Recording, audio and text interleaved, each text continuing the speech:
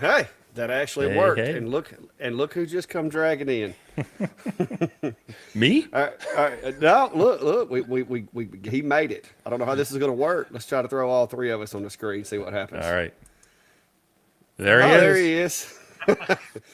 Oh, right on time, Cody. Right on time. We were a little worried that time change had got the better of him and he was going to be late, Man, but he made I it. would have been I would have been so embarrassed if I missed it for some reason I was like, "Oh man, I got like at least an hour." And then I got that message from you. I was like, "Holy crap. I better like make sure." And sure enough, you're like, "Yeah, we're going on in 20." So I was like, "All right, I'll be there." Oh man. And thanks to Steve's like 2 minute intro, it worked out perfect, man. It worked out Two perfect. Yeah. minutes. All right. How are Well, you guys Well, doing? doing good, man. Doing good. So typically it takes a few minutes for everybody to get checked in. A lot of folks want to wait until, you know, we get all of our hellos and stuff out of the way. But tonight, guys, for those of you that don't know who Cody is a small business who I guess you started like we have, like in your own little workshop, right? Just doing it because you enjoyed it.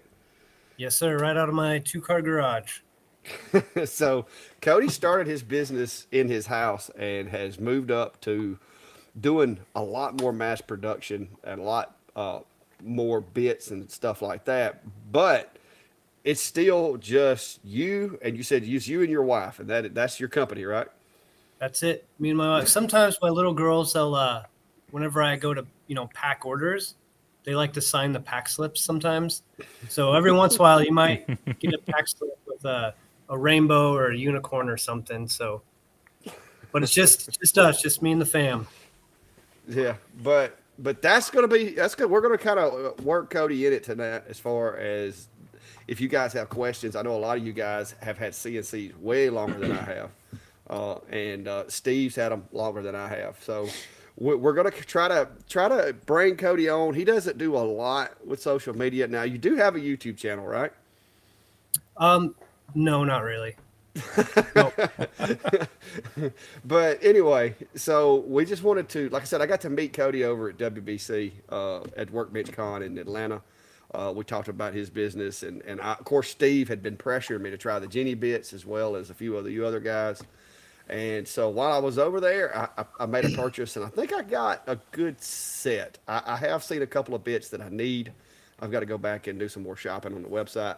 But there should be a link in the description for Cody's website if you are interested in in some of the bits or some of the stuff that he offers. But rather than do what we normally do and just go through and say hey to everybody, I want to give Cody an opportunity to just talk about his business.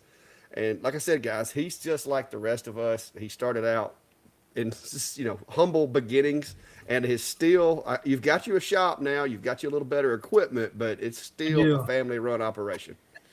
Yeah, look at that beast back yeah. there.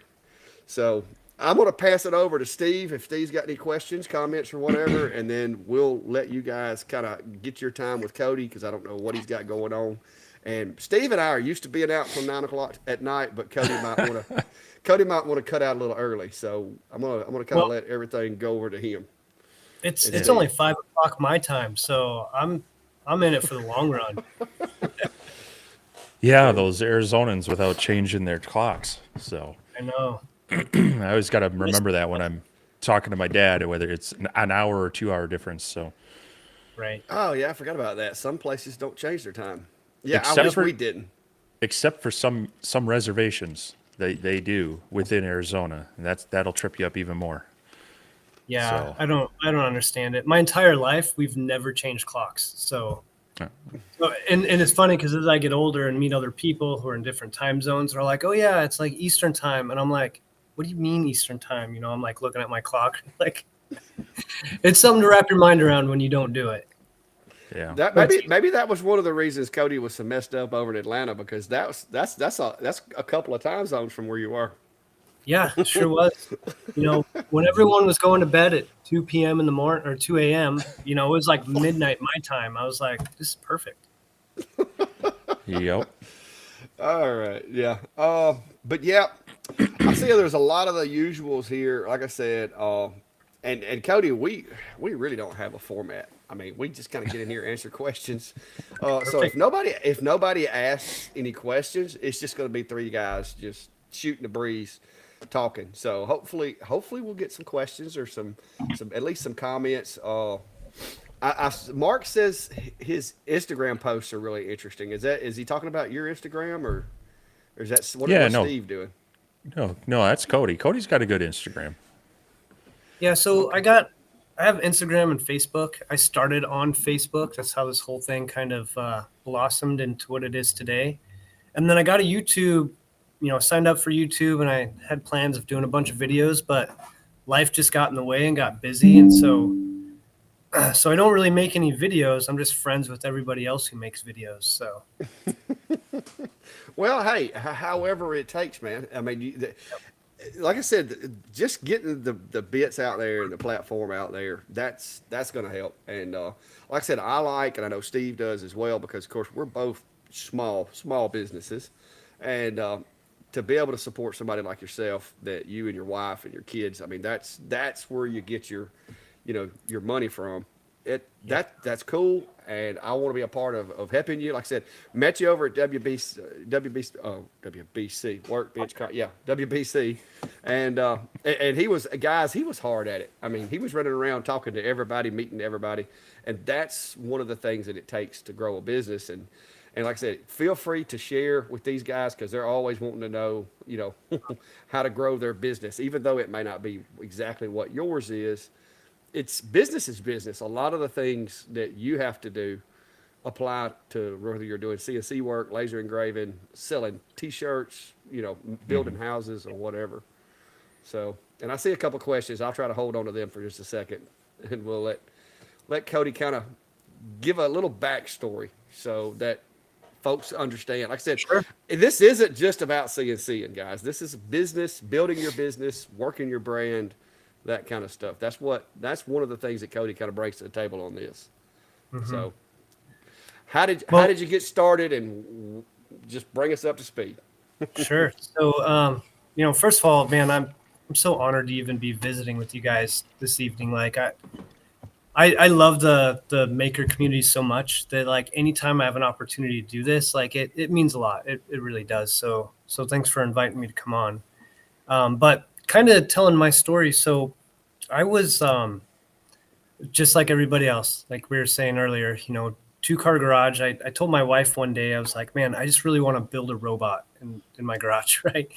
And so I went out and I got a Bob CNC, and I loved it. Actually, Bob CNC will always have a special place in my heart. Like, Bob is such a good dude, and it was a really fun project. So I started with that one, and then next thing people learned that I had a machine in my garage, and they're like, "Oh, can you make me this? Can you make me that?" And so all these projects started paying for the next machines, right? So I started with the Bob CNC, then I upgraded to another Bob CNC, and then eventually I got a Shapeoko and my Onefinity now, which I still have my Shapeoko and my Onefinity. I think in a perfect world, like, having one of everything is ideal, especially somebody like me who makes cutting tools, because I like to make a tool and then throw it on the machine just to dial in the feeds and speeds. So it's nice being able to do it with different machines. But that's kind of how I got it started in the maker world, maker community. And then of course I got into a lot of laser work. So I I bought a Glowforge laser, which I wish I would have never bought it. It's really good, great for like somebody who's doing crafts, like a lady who wants to make earrings or something. But everything that I do, I try to build it that's scalable and repeatable. And those machines, like, you can't set a work offset, origin, inside. Like, you're very limited on what you can do. And so I went through a couple lasers, and now I have a big Thunder laser that I do a lot of laser work too. But in regards to my cutting tools, so I worked as in the aerospace and defense industry as a quality engineer for, gosh, almost my entire adult career. I've been working in machine shops, and doing a lot of the big, complex 5-axis machining that we were doing. We had to make our own custom tools for whatever job we were working on, especially like I said, the big 5-axis work that we were doing. And so I already kind of had my feet wet in doing tool design. And I was working on this, I was working on a job. It was contracted out to me, and I was doing a bunch of production work on whiskey barrel wood. And I was actually making a ton of these little, like, individual ice cube trays. I don't know if you've ever seen them, but I just basically take the lid from a whiskey barrel and then cut it down, make individual ice cube trays out of it. And I was making like thousands for this guy. And I hate sanding with a passion. And so I started looking into using like compression routers.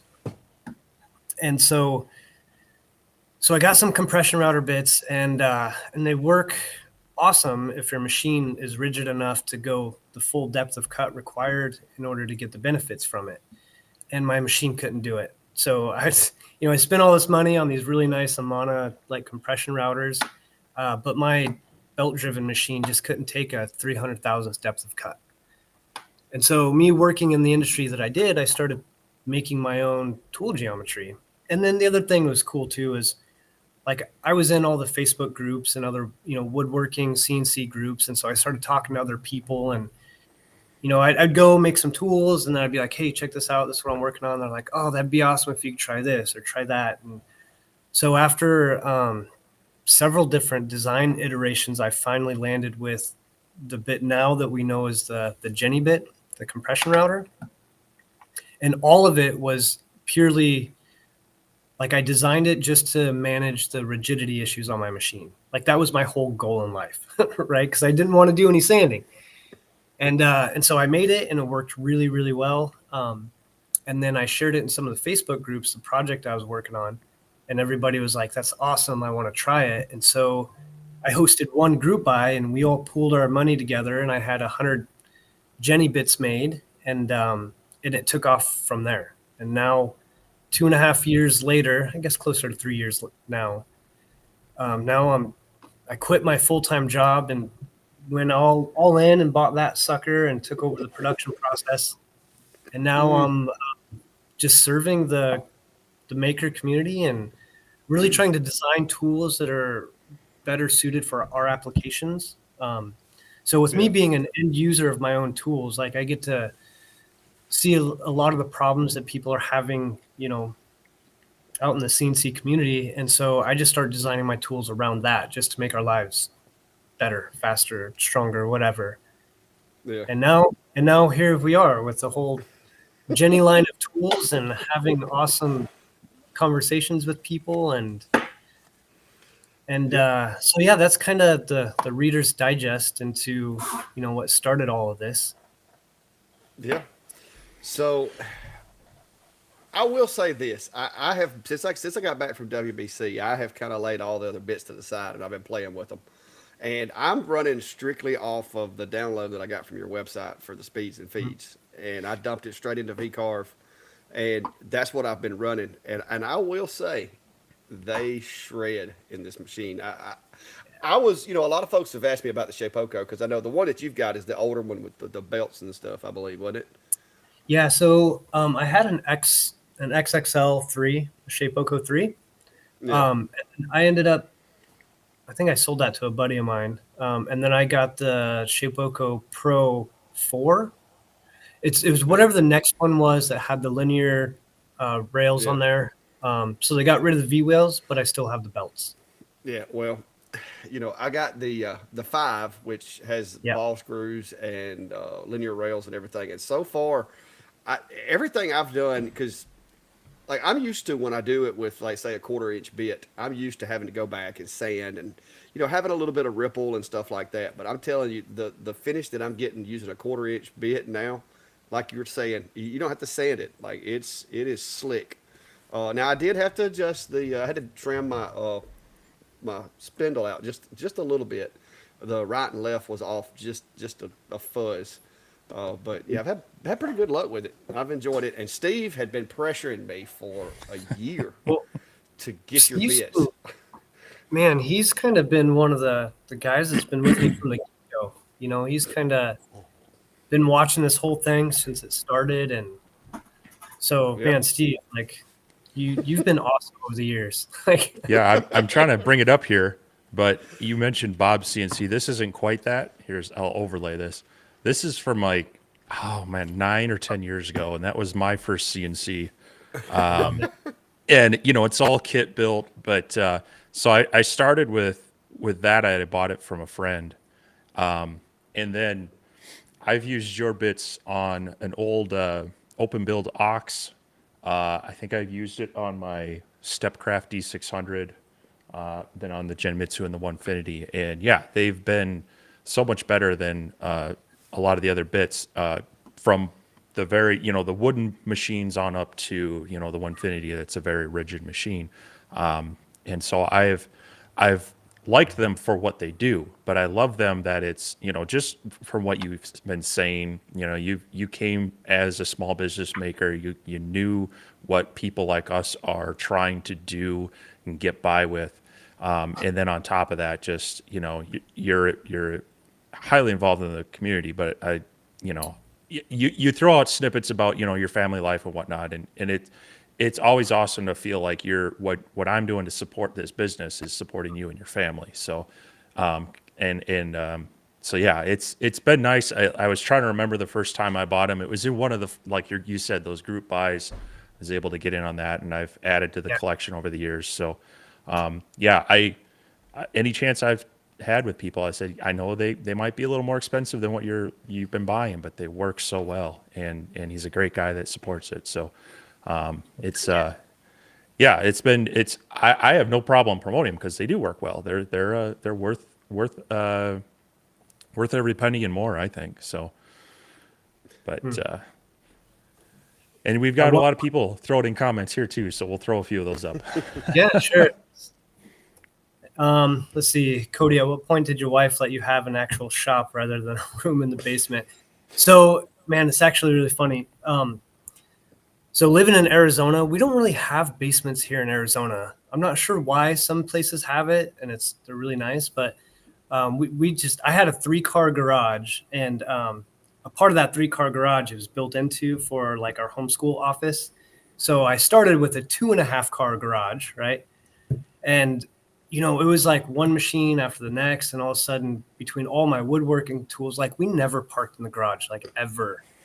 And so I ended up I built a command center in the garage. So it was all insulated and air conditioned, and it was my clean room, and that's where I kept my Thunder laser, and that's where I did all my programming and stuff. And then outside, I had all my CNC machines. But once it got to a point where I really thought about putting that in my garage, and I think it would have been really cool for about, I don't know, a month. Uh-oh. Uh-oh. Oh no, did I lose this? Oh, there you are. You guys? There we go. So I ended up moving into the shop that I have now, and it's a humble little shop. It's only 1,000 square foot, but it holds all my crap, and I'm already running out of room. But the funniest part about all of it, my wife's like, yes, I get to have the garage back. As soon as I moved all my stuff out, my wife started moving in furniture that she wanted to work on. So now there's like all these benches and chairs that she's like sanding in the garage. So even a year later, we're still not parking in the garage because we're doing a bunch of woodworking projects out there. But it's more my wife's now. But Yeah, I feel your pain there.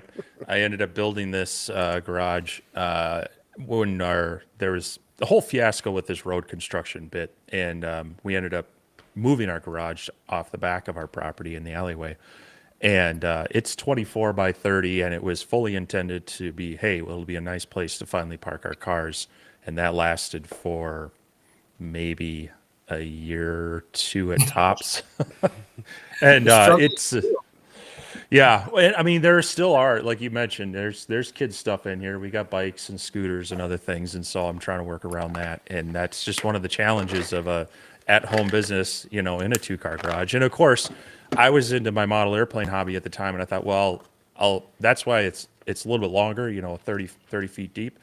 I was figuring, workbench up on the front wall. So I put like 3-4 circuits of electrical up there, and now there's like 1 or 2 in 80% of the garage. So one of these days I'll be reworking it. But so yeah, it's great to hear kind of the humble beginnings and where you moved to. But So, I mean, you kind of just got to the point where it was a necessity, basically, for the equipment you were looking to use. Well, so yeah, it was. And then so the cool thing about it is with this being so like community driven, I started with the first bit with the original Jenny bit. And after like I shared that with everyone, people started asking me, well, like, hey, can you make that in an 1/8 inch diameter? And then can you start doing the tapered ball nose bits? And so like the Jenny line just started like growing and growing, and they became really popular and they're working well for a lot of people. And then the guys that I was working with here in the Valley, because I had a strong conviction to make everything here in the U.S. So all my tools, they've been made right here in, Phoenix, Arizona. Well, it got to a point where I was using like 3 different shops, but I'm also like the smallest guy, the smallest fish in like ever. And so I was competing against like companies like GE and Honeywell and like Northrop Grumman, because all those guys, they have manufacturing shops down here in the Valley, and they all have custom tools that need to be made for their process. And so I'd go in, I'd be like, hey, I need like 300 of these tools made, say Jenny bits, and they're like, oh, well, it's going to be like an 8 or 9 week lead time, and it was killing me. And so with a lot of just thought, prayer, and consideration, we went all in and bought this sucker. And so now I'm here just trying to keep up, making up, all the stuff on my website. And I still work with those other companies because I'm not tooled up to do everything yet, because I'm still learning as I'm going. There's other equipment that I need to invest in, that I don't have the means to do that yet, because all of this stuff is like super, super expensive. Yeah, I was going to say that was probably a little more expensive than the CNC. It is, and then to get the other equipment that supports it, it's just as expensive. So I'm still working really close with those other companies, which has been, man, it's been so valuable because they've really been pouring into me and helping me as I'm growing my business. And I've worked as a machinist forever, working in the machining industry. So I already had a really good understanding of like the CNC side of it. So I felt really confident getting the machine here and running it. I just never done tool grinding. So it's similar from the perspective of like, it's a CNC machine. You got to know your work offsets. You have to know all of that stuff and programming. But going from, running 5-axis mills to running a 6-axis grinder, I mean, there's still a lot to learn. So, and so it's been really nice just being able to still partner with them and just kind of have my back throughout all this. So, I don't know if we want to throw this one up here. Not says he has a face for radio, so I'm guessing maybe he doesn't. He understands not wanting to have a YouTube or whatever. I'm trying to see if somebody was asking me a question earlier about the S1. I was going to answer that right quick in case they have to bug out, but I was trying to get y'all an answer on the S1, and I ran several tests on my machine. Mine was cutting squares, not triangles.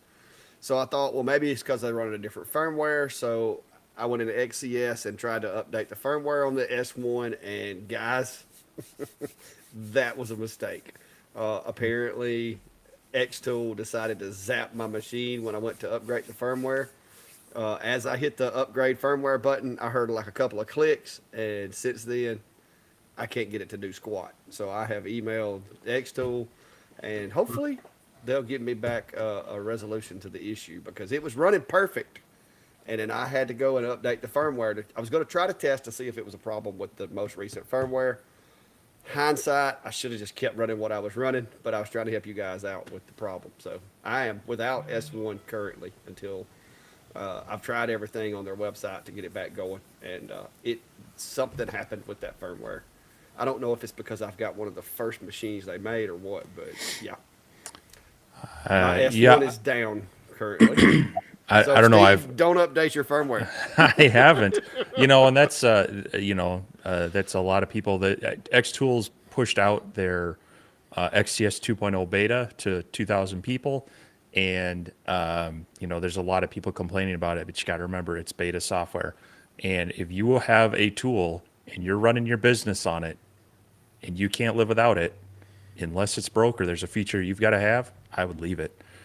Yeah. I Well, wouldn't update like I it. said, the only reason I did it was because people were having trouble, and I was trying to Yeah. recreate the problem, but mine wasn't having the problem. And so I'm like, okay, let's update my firmware and see. Luckily for me, there's only a few things that I'm still using the S1 for on a regular basis, but I can do it with the P2 or I can do it with the X40. But if you have an S1, take my advice. Hold off on that update Yeah, because I don't know what broke it, but it was in XCS you can't screw it up. You just click update firmware. That's all you do. It's not like you have to know a port or a code. Or I clicked the button. The machine was sitting right here. I heard it go tick tick. That was all she did. So waiting to hear back from them. Y'all have always asked me what Xtool support's like. You're going to find out. We're gonna find out. So, but yeah, I just want to answer that because it was one of the folks I think that was messaging me, and I was trying to help them figure out what the problem was, but I could not recreate it on my end. And in trying to recreate the problem, I created a bigger problem. Now, with your original issue of where you were running it in Lightburn, right? Yeah, when I was doing all the testing, yes, I was running it in Lightburn. Yeah. But then I went to XCS to update the firmware, and that's when it could put it on me. Okay. So were you having problems with it cutting triangles instead of squares or the other way around before, or that was someone else? No, somebody else was having problems, Oh, and I was okay. trying to Gotcha. help them figure out what it was. And yeah. So if you only have, it's like me and Brady were talking about. That would really, really suck if that was the only machine you had. You had orders holding. So luckily, I don't have that. I've got backups on top of backups. So, but anyway. Well, I keep ignoring that update for now, so I think I would do that for continue a to bit. ignore it if I were you, at least for a little while. AGT Restorer is saying, I'd like to say congrats on your success, Cody. Sounds like you have a good idea of what people need in the CSC community, and great work. So, Thank you. yeah. And I appreciate it because now it is making me be a lot more careful because I don't want to tear up none of those bits. But but man, I've been running an 1/8 inch bit and getting speeds that me looking at the speed going, I'm afraid I'm gonna break it. But it was on the list, so I'm like, okay, no guts, glow glory. And I sent it, and man, that thing is throwing chips like you wouldn't believe. And they actually run surprisingly quiet considering how much material they're removing. But I did an engrave the other day, and it was one of those where I could have done a quarter and then a eighth to get and I just went ahead and did the whole thing in a quarter because the time difference wasn't that much with the speeds and feeds. And so I just went ahead. I'm like, forget doing a tool change. I'll just start it and come back in a little bit. So good stuff. And Not Board's also saying they do eliminate sanding. So I've got to learn a little more. Your bits are kind of propping me up right now because the bits are better than I am as far as speeds and feeds. But when Cody said he had the list on his website, you could just download straight into VCarve. I'm like, I got this. So and all those feeds and speeds, those are conservative because that's playing to everybody, right? That's for the people who have belt-driven machines or even machines like the Masso I have. It's just more conservative. So you can push them harder. The biggest thing I just tell everybody is do what makes the most sense for your process because every wood is going to be a little bit different. You know what I mean? It's hard to tell somebody, okay, run it at these feeds and speeds and just go because it's going to change. It could, depending on the work holding, the type of, wood that they're cutting, even grain direction can affect it. So as long as you just pay really good, close attention to the needs of your actual project, once you get comfortable with it, like bump it up 20% and see how it does, see how it sounds, and if you're still getting good, nice, healthy chips, bump it up another 15, 20%. And then once you finally find that sweet spot, that's what I do here, when I'm running my machines is I kind of start slower and then I just bump it up. And then once I kind of find that sweet spot, man, I don't change it. I just roll with it. Yeah, I've got to do some testing, but like I said, I'm still getting used to the machine as well as the bits, and to be honest with you, I'm not doing enough production right now to really be pushing any of the equipment to its limits. Right. Uh, I've done a few projects this weekend, and I ran it a lot, but I just put a project to running, and then I come over here and do other stuff. So, Mhm. until I get to where the CNC is just constantly turning out work, I'm probably not going to push it really hard until I get, like I said, more comfortable with it. So, Yeah. but yeah, And that's important too, run where it makes you comfortable. So, Yeah. Well, that's one thing I miss about my open builds machine because I was running Mach 3 on there, and on the fly you could bump the feed rate up or down.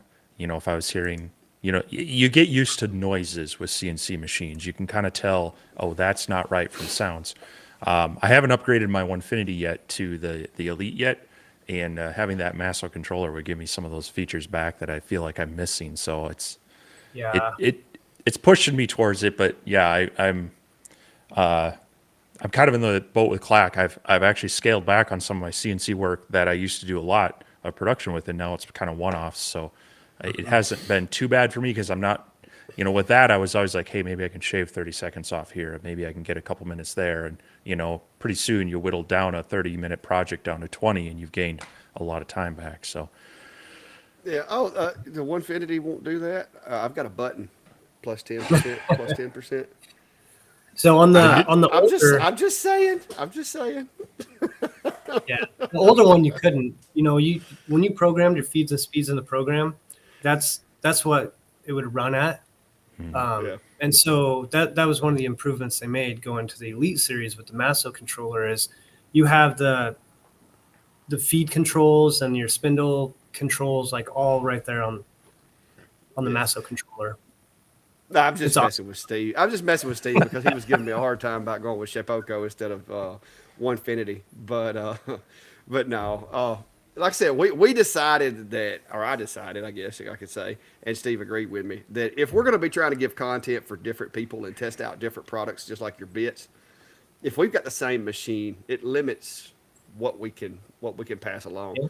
So by having, I mean, this is a different Shipoko than what everybody's used to because of the ball screws and all that, but Mhm. it allows us to have a broader view of things. Brandy is asking me or saying that she's curious about the logo. That's my wife, by the way, and she says she's Oh, curious about the Brandy. logo with the lipstick, the Jenny So bit. so actually that's probably one of my favorite stories about this whole thing. So when I did that first group buy we were talking about earlier, when we all pooled our money together and I had 100 of them made, I had to give the bit a part number. And so when they asked me for a part number, I'm like, man, I don't know, 8675309. So I gave them that part number. And the reason why I did that is because for years, the shop that I used to work at, that was always a running joke. Anytime somebody was like, hey, what part number are you working on? Without fail, somebody would be like, oh, it's 8675309. So when I did my first group buy, I gave it that part number. When the community saw the part number, everybody started calling the bit Jenny, and the name stuck. And so that's how the whole like naming of the bit, came to be. But the neat thing about it is after I launched that first tool, and then I started developing the other tools, I would let the community submit names, and then they would vote on it. So I haven't named a single tool. Every tool has been named by you guys. So there's like the Jenny, the mini Jenny, the groovy Jenny, the skinny Jenny. Like it's all been community driven, and that's what makes it so much fun. And then in regards to like the logo with the Jenny and the lips. So when I was talking to my wife about all this, we were kind of joking about Jenny, almost like the girl next door. And so we were talking about like when we were dating, if she wrote a note and like put it on the windshield of my truck and like kissed the note or whatever, it was just kind of had that feeling like, I don't know, like a crush that you had on a girl or a girl you were dating. And so when I was talking to my wife about it, I was like, that's perfect. Let's just put the lips on there. So it kind of feels like, it's like your wife or something that left you a love note. And then And then when we started doing like the designing of the logo, actually somebody in the community helped me design the logo. They actually put the Jenny bit in the J. And so once we did that, my wife's like, "Well, you might as well put lipstick on the J because it kind of ties in with the lips." And then there you have it. Now we have the Jenny logo with the lips and the lipstick, and so that's how it all kind of started. It was just it reminded me of my wife when she would leave me like a love letter or something like that. So that's how it got incorporated into the logo. Well, that's cool. But yeah, I had told Brandy what the parts of it that I remembered what you had told me about, and I think that's what we got her to want to get the rest of the story because I was like, I can't remember all of it, but this is the high points. Yeah. Not boards want to know what programs you design your bits in. Is it AutoCAD, SolidWorks, or what? So it's none of those. So the Anka CNC machines, they have their own software that they use to drive the machine. It's actually called iGrind. So it's a proprietary software that they use all for cutting tools. And it's nice. I really like it. It's pretty conversational. I can sit down on my computer and I can do programming here, or I can actually program at the machine. And so it's cool because when you start, putting in all your information on whatever type of tool you're wanting to make, it breaks it all into like process. So like the very first process is like the digitized end of tool, and the second process is checking the run out, and then the third process is like your flute from solid, process, and so it's literally like a step by step programming, almost like ladder logic, I guess you'd call it. It's an easy way for me to describe it. But it's neat because it's also like all color coordinated, and then it makes a 3D model at the same time. So when I'm over there grinding, I know exactly where I'm at in the process depending on the color for that feature, and whether it's like fluting or doing in-face work or whatever. So it's a pretty awesome piece of software. I like it a lot. It sounds kind of complicated, and I guess you would have to buy one of those machines to get it. So there's probably not a whole lot of people who have it.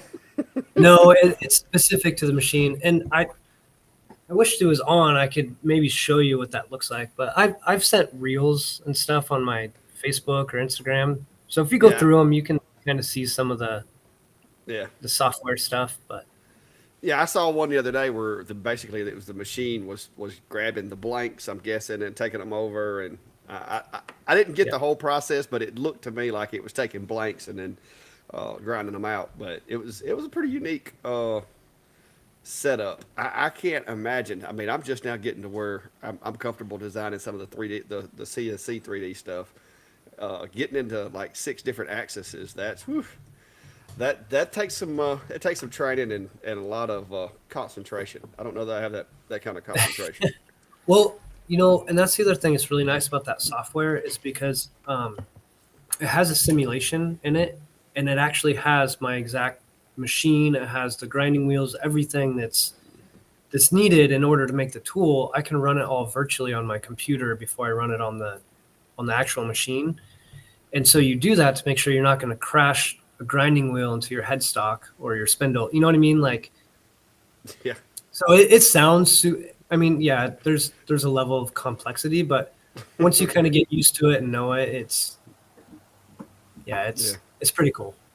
I dig it. yeah. Yeah, everybody keeps asking me if I tried to roll it back or if it was a firmware update or a software update. It was both. The firmware is what broke it, and no, I can't roll it back. It's unresponsive. It's basically dead in the water until I get some way of communicating it through like a windsock or something to bring it back. The computer is seeing it, but XCS keeps saying that it can't communicate with it. Device not found. All of that. So it is definitely a major issue that's going to take me more time to correct than what I felt like spending on it today. I had too many things going on. I will get it back going, hopefully with X Tools' help. But for today, it wasn't that pressing for me to fool with it. But yeah, the triangles seem to be a issue along a lot of people were messaging me about it and everything. But like I said, for now, guys, I'm no help to you because mine is DOA right now. Uh, I don't think it's hardware; it's software. But I've got to figure out how to remote into that thing and defib it. because everything I tried didn't work. Everything on their help desk didn't work. So, but yeah, we got a few questions too. And you said you do a lot of stuff with lasers, Cody, but you've been sticking with the Thunder, I'm guessing, since you got it. So you kind of we do a lot with the diodes and with some of the open frame machines. Have you, in your time with lasers, do you have any of those sitting around? I don't see any in the background nowhere. I don't. I started with JTech laser. I wish I could show you. I need to like turn my camera this way so you can see the rest of the shop because I got all my CNC machines and lasers over there. But no, I started with actually a JTech laser, which was a diode laser. It was years ago. It was like the 7-watt JTech. I was rocking that on my Shapeoko for a while, and then I can't even remember when, but one thing led to the next, and that's when I started getting into the CO2 lasers, and I've been rocking CO2 lasers ever since. Yeah. Well, we actually do discuss quite a bit of the diode stuff because me and Steve test out a lot of machines and troubleshoot machines, and Steve like gets all down in the numbers with them and figures them out, and so that's a lot what goes on. But John, I think me and Steve both finally heard back from Adam Stack. Isn't that correct, Steve? Yeah, got an email from them this week that there's been a delay, but they're going to try to air freight them out. So maybe in a couple weeks, depending on when they actually ship it. I think they said about 10 days, but yeah. So hopefully we'll get our hands on those. And see how they're running. You went for the smaller one too, didn't you? Because they're really pushing that 800 by 850. Yeah, but I that's just too big. I like the 8. Well, I'd really like about a 900 by 450, 500. Would be ideal. But having that almost a meter square. I mean, you're talking basically like a pretty close to about 36 by 36 inches. It's not far off of that guy. Yeah, I mean, you got to have a pretty big table, and that's a lot of stuff to sling around and be in the way when, if you need it and you're doing that a lot, great, that's the machine for you. But I feel like even with my Onefinity, over half the time I'm using less than, probably 12 inches tall and maybe 20 inches wide. It's nice to have the space when I need it. There are times, but other times it's just, you don't use it a lot. Yep. Well, there you go. Lord, that's a big comment. We're covered up, Cody. So let me just read this one. That way we'll cover Cody up. It says Rick says he worked in a machine shop for over 30 years, nearly 500 machines, CNC and manual. Had his hand on a lot of tools. Just took a look at your webpage. Those look awesome. He said his next cash influx is going to be buying a lot. The prices are great. So maybe Rick will get to try out some of your bits. It sounds like he should know from the experience he's bringing there. Well, no, gosh, thank you. That means a lot. I've worked really hard on these, and so I love seeing them out in the wild. Yeah, happy that we can have you here to tell more about it, because I know I've been talking Clack's ear off about it since he started getting, I don't know, at least when you got the bigger Jimitsu, but I think even when you had the 4040, I was like, well, you upgrade to that router, you should pick up some of these. He was like, if you was running one of them Genie bits, it wouldn't be near as much stressful on that frame with that small CNC you got there. And you mentioned that they're making up for a lot of your lack of skill, or however you put it. But part of it too is, you buy what you can afford, obviously. But sometimes that's the frustration in seeing when you get too scaled down. You get a rough machine and rough bits. You're learning a lot of bad habits, or you're trying to overcome a lot of troublesome problem things, and you get discouraged.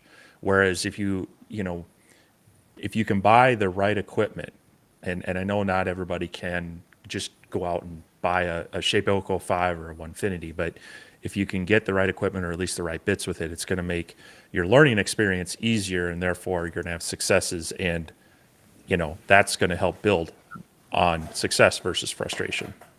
Well, Speaking of which, there's a guy that's trying to learn CNCs now. Hey, Klein. so the other thing too is for machines that aren't as big and as rigid, I think what really sets these tools apart, especially with somebody who's learning, is I give all my tools like a larger core diameter, and in doing so, by building more rigidity into the tool itself, it actually helps eliminate and remove some of those vibrations and harmonics, which in the end will yield a better finish on whatever you're working on. So even like somebody who's starting out and they're a little worried about the feeds and speeds, by using like these types of tools that are tailored towards our machines, I feel like it helps them get to the desired results that they want faster, just because of the design that goes into the tools. If that makes any sense, like. Yeah, no. Dave's wanting to know if you ever got your door trimmed out. Dave, I miss you, man. No, I still don't have the door trim up. So every week I used to hang out with Dave, and when he was doing his weekly YouTube lives, and every once in a while he'd invite me on and I'd come and hang out. Well, that's when I was in my command center in my garage, and behind me I had some nice two like French doors. Mm-hmm. And from the outside, everything looked really good, but from the inside, I never put on the door trim, and it just turned on to this like running joke forever. And I still haven't put up the door trim, so that's Well, funny, Dave. That's how it goes sometimes. You get busy making for others, and you don't get around to your own stuff. But There's Jur O'Grady, and I hope I got that right. It says Cody's bits are great. I'm from Ontario and order them, and I use them on acrylic since I don't have a CO2 laser, only a diode. And when you message Cody, a few minutes later you get a reply back. So obviously your customer service department's doing a pretty good job there, Cody. Yeah, I love this stuff, man. I really do. It's awesome.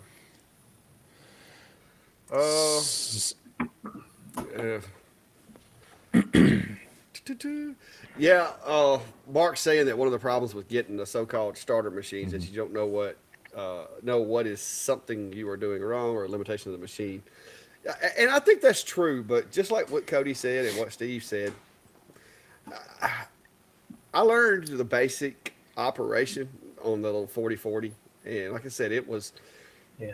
it had its limitations. I couldn't go as fast, even with the DeWalt router. I couldn't go as fast as I wanted to because it had a little bit of tilt and a little twist and stuff in it. If you tried to push that bit too fast. Now, hindsight, a better bit, Steve probably was correct. A better bit would have allowed me to go a little faster because it wouldn't have been, had as much resistance as it was pushing through the material. But I really didn't feel comfortable spending that kind of money on a machine until I at least knew, is this something that I'm going to enjoy? Is this something that I'm going to like? And am I even capable of wrapping my head around it? So it's a trade-off, I think. I started with, a smaller machine and worked my way up too. I think that's perfectly normal and healthy. The other thing I would recommend too is get involved in a really good like CNC group of some sort. I'm involved in several of the Facebook groups, and man, they're so helpful. Like there's been times where I ran into problems when I first started out, and I would just throw a question out there, and within like 5 minutes, somebody would have a good solution. And just having that at your fingertips in this day and age, it's so valuable. Like having this community is really where it's at. Yeah. yeah, no, that's very true. I mean, there's so much you can learn between those groups, between YouTube. I work at a college that has a machine tool program. They've got all sorts of, lathes, lathers, and whatnot. We've got a mechatronics program and such. But there's still a number of things where, I'm able to come in and give them, a different view on it just because of some of the things I've been exposed to in my hobbyist groups and such. So there's a lot of information out there, and it doesn't have to necessarily cost anything other than your time. Yeah. Well, I guess this is kind of a question, but I can't offer much light on this. But somebody asking which is better, Shopify or Etsy. I've never really. I mean, I do some stuff through Shopify, but as far as selling stuff, I've never fooled with them. Have either of you two? I haven't run specifically Shopify, but I've used a few different e-commerce tools, and the things that I could speak to it is people get hung up on the Etsy fees, and there's something to keep in mind. You also need to keep in mind the ecosystem there and your competition that you're automatically thrown into with it. But you also need, when you're looking at any sort of e-commerce site, you have to look at what are they bringing to the table. There are a lot of things you have to consider from website security. If you're just going to go out and get your own domain and get your own host, well, you got to make sure you got SSL, and now you got to be keeping up on those patches. You got to be keeping up on the website maintenance. There's a lot of back end stuff to worry about. On top of that, then you have to worry about taxes. There's different states have different rules for collecting taxes and such. You got to keep up on that. And then does it have shipping plugins and such? There's a lot to building out a website. So, while there are some fees with Etsy that can seem excessive, there are ways to control them, but they also do a lot of that for you. And even after you get your site set up, if you get a Shopify site set up, you still have to advertise it. You have to bring traffic into it. Whereas with Etsy, yes, you are probably a very small fish in a big pond, but as you gain a little bit of traction, and you start working on your keywords and other things, your photos, and getting a little traffic driven there, they're going to start pushing out more and more. As someone's searching for something, they're going to go to a link and they're going to put, hey, here's these other ones you might want to look at as well. That's both good and bad. So just some things to consider. Like I said, I haven't set up Shopify itself, but I've done everything from basic website, doing it all on my own, to Etsy's the easy button, and I pay for it. But So like I said, I like Etsy myself, but y'all know that. So I tried years ago when I first got started with all this stuff, even before I was making tools. I set up an Etsy account, and I didn't really have too much success with it, and so I just kind of stopped using it altogether. But what I started using was Wix, which Wix I believe is like the competitor to Shopify. And from my experience using Wix has been, really good. The only downside is Wix versus Shopify. I think Shopify gives you more flexibility on how you want to set up your store and how you take payments and how you can do all of that stuff. So I've considered actually swapping over to Shopify, but I'm kind of in that same perspective that you were talking about earlier. If it's not broke, don't fix it. And so right now it's working. And so yeah. So I've never used Shopify, but I use Wix. Very similar. yeah, and I'm trying to remember. I know a couple people have made the change from one or the other, and there can sometimes be some gotchas in it, especially if you have a well-established business and a lot of customer records and whatnot. You don't have that makes it even harder. I think that the thing with Etsy is if you've got something that's a bit unique, you can be successful on Etsy. When you're not competing with everybody else that's doing the same thing, I think you can be successful on Etsy. And if you're willing to drive some of the traffic there yourself. If you're going to do, hey, I make laser engraved slate coasters and throw them on Etsy, well, you better have some really unique design, because it's flooded with that. But so that's where I think Etsy can work for some people and not for others. But it's a tough thing. There's a lot of learning that goes on with putting your stuff out there on the internet and trying to balance fees and maintenance with the turnaround of what you're getting out of it. Yeah. Hey, real quick. Sorry, guys. So I have this light on right here, and I feel like it's completely like washing out, because what I see, it's like super, super bright. Does it look okay to you guys? Should I shut off this light? I don't know. It's okay. Okay. Yeah, I'll leave it. it's not bad. Steve's just happy that it's brighter than his because he's usually like really bright. But no, it looks fine to me. Yeah. Like I said, I think this probably isn't something that you do a lot of, but no, it looks fine. Uh, uh, it does look a little crowded in there already. I think you may wind up having to expand your shop. I hope you got a little room there for that. Yeah. No, not here. I'm already almost maxed. So And I don't know if I'm the only one that's noticed that we've got somebody just randomly typing stuff in the comments, but whatever. It just keeps rolling. Uh, uh, Brady said it looks fine, and Brian, of course. funny. Yeah. Always the comedian, Brian. Always the comedian. Where did my- Yeah, where it's did it's my- hard to set up your lighting in a active workshop area, you know. Clack spent a lot of time getting his dialed in. I keep moving mine around, and so whatever I do, it's like, oh wait, now my lights aren't in the right spot. So Well, I actually have smart switches on the lights that hang from the ceiling, and so I can strategically turn them off and on to get it to contrast the way I want it to. If I turn all the lights on in the shop, it doesn't look like that. That is a combination of messing with the exposure and everything, as well as selective lighting. So But that's yeah. actually when I moved in the shop. The first thing I did is I like repainted everything. It had a really brown, dingy, ugly color that was in here, and it just looked old and dark. And so I repainted everything, and then got good lighting in here, and it looks really good. But on camera, it looks like it's all white, like super white, and I'm like, oh my gosh. Well, I mean, there isn't any wood in the background, but there again, that's not what that corner of the room is for. So, but yeah, no, it looks fine to me. I'm still amazed at the size of that thing. It looks pretty huge back there. Um, and you really don't get the depth perception, but from the front of that machine to the wall, it's probably a good 15 feet. Cool.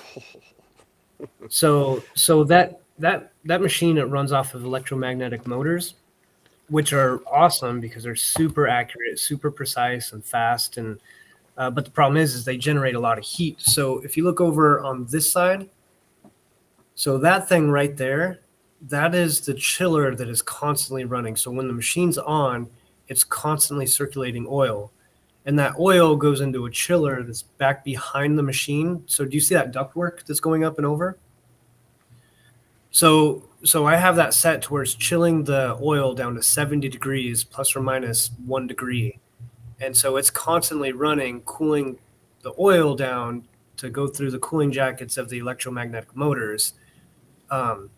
So you don't get to see all of the crap that's behind it, but there's a lot more going on over there than what you just see. Yeah, that's cool. That is neat. Yep. Maybe, And then over here I got, maybe if I'm ever out in Arizona, I can come by and check it out.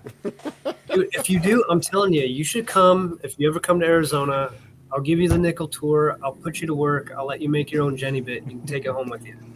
Oh, that'd be awesome. How far are you from Las Vegas? About 3.5 hours. Oh, that's 4 not too hours. bad. we, Yeah, I'll have to add So that what- to my. I have to add that to my bucket list. I'll have to go up through Minnesota and then back down through Arizona to Vegas, and then yeah. well, maybe we just find a time to meet out in there because my dad's just a little over an hour north of the Phoenix area, so I any excuse to get down there and see him, it's fine by me. So, but it's about 22 hours of driving from my place to his place, so that'd be a long detour to go up here and then down that way. Brian strikes again. Hey, that might be a thing out in Arizona. I don't know I don't know if that's a thing, but hey, yeah, y'all gonna be. Was it April the 20th when Steve comes through Alabama? We're gonna get him an order. We're gonna have to get him an order of chicken livers. A lot of people put that in gravy and stuff, right? Yes, brown gravy. You put that stuff on No, everything, I man. think a lot of people put that in dog food That's true. Oh, when they don't like their dogs. Klein said he wants to make that trip as well. So hey, Well, Klein, you do have to drive it. We can just make it a road trip. How about that? But yeah, it's weird. Like I said, with the three of us, especially like thousands of miles separating. But like I said, if I do find my way out that way, and when I get to my retirement age, I do plan on getting me a camper and seeing some sights. So I'll have to add Cody's place to my list. Yeah, I mean, By then he's liable to have like 10 of those machines sitting around. oh man, we'll see. We'll see. But yeah. See, I am not the only one. See, that guy right there. Now, he's probably from South Louisiana or South Mississippi putting hot sauce on them. But I agree. They are good with hot sauce as well. I just don't do it a whole lot. So, yeah, 3DHP said he knows somebody else that lives in Vegas, so I guess we can swing by his place on the way through. There you there you go. go. Just make a road trip. What the 2025 Clack Shack tour or something. But 2025. You still got some time this year. yeah, but I don't retire. Earliest I can possibly retire is going to be 2025. Okay. So All right. it would likely be 2026. Just rubbing that in. I can't help it, Steve. I can't help it, man. Yeah, Jack agrees. He said they're great for fishing, and if you don't catch any fish, you can just always go back home and fry them up. Yeah. I'm sure catfish love them. Great. I don't do all of that.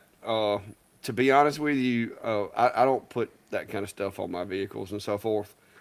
That's more of a hindrance. If somebody knows that you're in law enforcement, when you pull them, when you interact with people, if they know you're in law enforcement, then they know that there's certain things that I can't do because of my employment. So I would just assume them not know. My tag is actually a Gadsden flag that has, of course, just a generic tag number on it. The only sticker on the back of my truck is a Clack Shack sticker. So other than that, I don't do all that stuff. If I get got, I get got. Not gonna say I don't do it. I just went through survival traffic school all day yesterday. 8 hours. Ugh, it was painful. Yeah, but no, I don't wear a lot of the stuff. Now when I was younger, I did, but I don't advertise what I do in my day job a whole lot. Yeah, right situation, they might mess around and find out what I've done.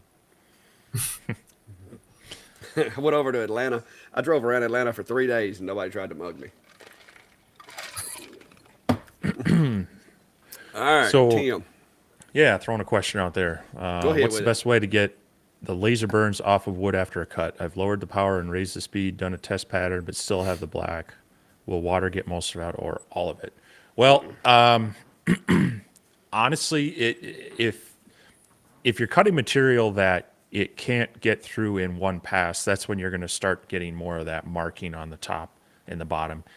So if you can find the sweet spot where you can get through in one pass, you're probably going to reduce that because that makes more of that any of the smoke and the debris, the vaporization pass through and go underneath the cut. And that's why you want to have a honeycomb or have it elevated off. That'll help keep it from sticking to the wood. If you can't, yeah, higher speed means it's going to be moving faster. It's going to be less lingering. So you're kind of on the right path. And so if you're stuck doing that and you still have some of that marking on there, best thing I've found to do is if you can get a higher grit sandpaper, preferably something around 180 is what I like to use, or maybe even higher, just enough to kind of polish that top surface without digging into it too much.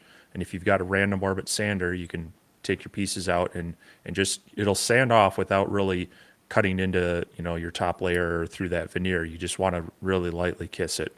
That works really well. Otherwise, there are some things, water may or may not help. You can try some alcohols and such, but that tends to just make it kind of seep in more Stays it worse. and can get worse. So I always try to use the sandpaper method as best I can. How about you So guys? Any? yeah, Go ahead. I can share with you guys what I've done. So like if I'm cutting a wood that's kind of sappy and it's just kind of prone to being stained by the smoke when I'm laser engraving, one thing I started doing is if I'm laser engraving, I will start the laser engraving farthest away from where my um, the stupid thing's sucking the smoke out. I can't think of it. Your Exhaust. exhaust. The exhaust. There you go. So that way, as it's lasering, the smoke isn't going over the top of what just lasered. So you just kind of have less risk of getting that smoke stained onto something that was just lasered. So I've done that before. That seems to really help. And then I don't know, have you guys ever cut much of that? Well, here I got one right here. So this is like an example. I do this for a company called MicroQ. I make all their faceplates. So this is it's like 1/8 inch plastic with a white core with the black top. Hmm. So I don't know if you've ever used this type of material. I think Romark is what it's called. One thing that I did to help with that is I actually get some Dawn dish soap and I'll put Dawn dish soap over the top of the plastic. And then once it kind of dries, the laser burns right through the dish soap, but it acts as a liquid masking. And so after I'm done, I just take it and I rinse it off in water and it comes out perfectly clean. I mean, there's no smoke in the letters where it's white. It comes out really, really nice. So those are some of the strategies that I've used when I'm rocking the laser just to kind of manage that. Cause same thing, I hate having that smoke burn all the time and having to sand. So Yeah, I've done that like on wood if I have really thin pieces that I know might, and I found this more with my CO2 than some of the diodes. I'd get some of that marking on there, so that's where I would actually use a appropriate masking. It'll cut through the mask, and then any of that debris just comes off there. You just got to be careful because that if you want a balance of having something that's appropriate to laser. You don't want anything with vinyl in it, obviously. But also, if it has too much adhesive, that'll actually start getting sticky and yeah, leave some residue on there as well. But in intricate pieces where they might have a shape that isn't going to be easy to sand, it's easier to pull off that tape and maybe just wipe down the adhesive with some alcohol than deal with the staining as well. So yeah. Don't put the Dawn dish soap on your wood. yeah, Only use probably not. not a good idea. Well, with my machines, like I said, if I'm cutting, I don't have a problem with a whole lot of staining or anything like that. And the black is not that terrible on the edges. But if you're just wanting to wipe the edges off, I just use a dry piece of t-shirt material and wipe it, because if you do put any water or any kind of liquid on there, like Steve said, it's just going to act as kind of a leaching agent to help it get into the wood fibers. Compressed air works really well for getting a lot of the soot off of that, but if you're going to be blowing it off inside the building, then you're going to have the soot everywhere, all over the place. But typically, like I said, the cuts are pretty clean on mine with this air assist. But now, if you're getting real black, you may want to, like Steve said, I think you're probably going too slow and need to speed it up a little bit. But yeah, Tad's wanting to know what was the name of the black and white plastic. So Yeah. that's, So go ahead, Steve. Sorry. no, sure, you're So this material specifically is called laser tough material. That's what I bought. It's on the blueprint. That's what the customer requires. This is a big commercial job, so I have to do it out of the material they ask for. But other similar material is like Romark, I think is what it's called. So laser tough Romark. They make all kinds of different plastics, different colors, different core colors, and it lasers really, really nice. I like it a Yeah, lot. that piece you got looked like it was pretty thick. Is that like a 5 millimeter? This is 1/8 inch. Nope. Is it 8? It's only- Maybe yeah, it it's just looks only- thicker than that. Yeah. Well, I got calipers right here. I can tell you what they are. Yeah, I think it's just So- because it's closer to the camera. Yeah. so Yeah. So it's only there's, yeah, there's that stuff. There's Romark, but there's also Great Carve has come out with, and I used some of this in a video test I did with the latest. Which one was that? That was the ASMR P1S Pro, a little 6-watt diode, and they have a few different colors. So this is like a rose kind of metallic with black on the back. They have that yellow and black. They have a silver and black. So, and these are specifically designed to be able to be laserable acrylic, and you just kind of blast through the top layer. You can do it either solids like he's doing with those panels, or you can actually get more of kind of that fine pixelated art work as well. So some fun stuff to play around with. It's not crazy cheap, but not terribly expensive if you kind of play around with some of these.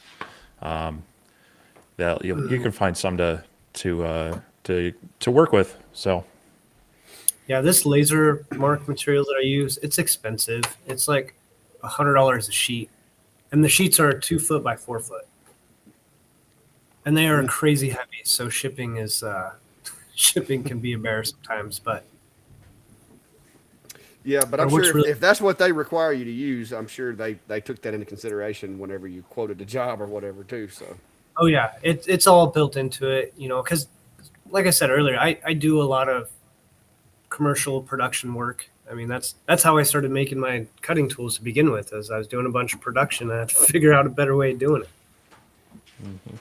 Yeah. Yeah, these from Great Carve, I just looked it up. They're 11.8 inches by 9.45, and you get 4 pieces for about, well, it depends on what color, anywhere from $20 on up to, well, it's 20 to 25 for the 4 packs, and then 12 packs are about 55. So you're looking at $5-6 a sheet, I think. That works out too. So, Well, Jody says that got the mini split installed. Love it. Thanks for the idea, Steve. So I hear they're nice. Just just so so you can just kind of ponder on that between now and July. I missed my opportunity this weekend. They had a home show here in town where they pull in a lot of the contractors, and you can go and talk to concrete people, to home builders, to HVAC people, to banks, to finance all the stuff you decided to work on. And it was downtown here, and my wife and I were going to do that, but Friday afternoon we decided to adopt a couple cats instead. So that's been our weekend. Awesome. Golly, can't go wrong with that. I mean, Yeah, no, it's you need a good shop cat in there. Mine brought a lizard in here earlier. there. I guess she thought was dead, and it wasn't, and it took off, and it's somewhere over there under the CNC now. Yeah, no, they're indoor shop cats, not outdoor shop cats. I have neighborhood cats. I'll have it when there are periods where it's really nice here, and I'll open up the doors, and more often than not, random cat will come in and say hey. So There he goes, guys. Nice. yeah, Cody, Steve has been debating for about a year now on whether he's going to put in a mini split in his shop, and so that's kind of where we give him a hard time. I went ahead and did mine because here in Alabama in the summertime, it's you don't want to be in a unair conditioned building for long. Mm-hmm. And Well, Steve's in Minnesota, so it's a little different up there, but he's procrastinating at this point. Well, you got all the humidity to fight with also, Yeah. Yeah. Here it's just ungodly hot. But it's a dry heat, right? It's what everyone says. Yeah. most of I the say time. do it. It's nice having a mini split. Well, I had reached out to a couple places last year, and they were just apparently too busy to even have a phone consult with me because we were playing phone tag back and forth, and then it just kind of got away from me. And that's just it. We're dealing more with the humidity, but I also want to have it to where the heat pump works well in the winter. I don't need it to be dumping massive amounts of cooling in here in the summer, because even last year, it got hot a number of times, but the humidity was killing me, not so much the temperature. But here in the winter, and of course this is one of the warmest winters we've had in forever, I'm dumping electrical. I got space heaters in here. trying to heat it, and that's just not the most efficient way to do it. So Oh, me. Miley is asking, is 3.5 millimeters? I don't know if that's a minute. I'm hoping, or I mean a second. I'm hoping that's not a minute, but it's 3.5 millimeters at 100% crazy to cut through 3 millimeter basswood. And my answer would be, if you're using a 5 watt, maybe that might be okay, but that does sound really, really slow for 3 millimeter basswood. So, what do you guys think? well, the plywood is what is going to throw some curveballs in there, because I've seen some really dense, thick glue plywood and some really lightweight, almost nothing plywood that I can cut it almost 3 times the speed. It does seem a little slow. Okay, so just to clarify, it's a 10 watt. It does seem a little slow. Yeah, you may want to look at your lens or check your focus because 10 watts should cut. I mean, the little longer thing that I used the other day, now I had to do 3 passes with a Galvo, but 10 watt, typically I would think would be able to knock that out in one pass at 5 to 6 millimeters a second, probably. With good air assist and a honeycomb. I don't see why it wouldn't. So, might want to check the lenses and focus. And also, do you have an air assist? Yes. Versus So is some key. It's some important. of yeah, on some of those lower end models, and I've seen more of them coming out. I'm sure you've been getting hit with them too, Clack. Of hey, we've got this 5 and 10 watt laser we want you to look at, and they're bare bones. They're getting they're trying to push these $300 machines, and they have no air assist, and they're 5 or 6 watt units. So says not yet. Yeah, depending on what type of laser you got, if you can pick up an air assist for it, you'll see a world of difference with that. It'll help cleaner cuts and help you pick up that speed, I think. Yeah. And I'm using a CO2 laser too, so my feeds and speeds are way different. Which Thunder do you have? The 60 watt, I'm guessing? No, I have the 100 watt. Oh, look Yeah. at there. Yeah. Yeah, so if I'm doing like 1/8 inch Baltic birch ply, I just pulled up the last job I was running. I was going at 50 millimeters a second at 60 power. Whew. You know, That's pretty fast. Yeah, Jody says, Steve, she says she got a 1200 watt with a heat pump, set it at 70. It's been cold for a bit. She's in north central Arkansas. Gets super hot, but also gets cold. So, yeah, that's about the same size unit as I've got. I didn't get the Fujitsu. I got whatever Home Depot had on their website.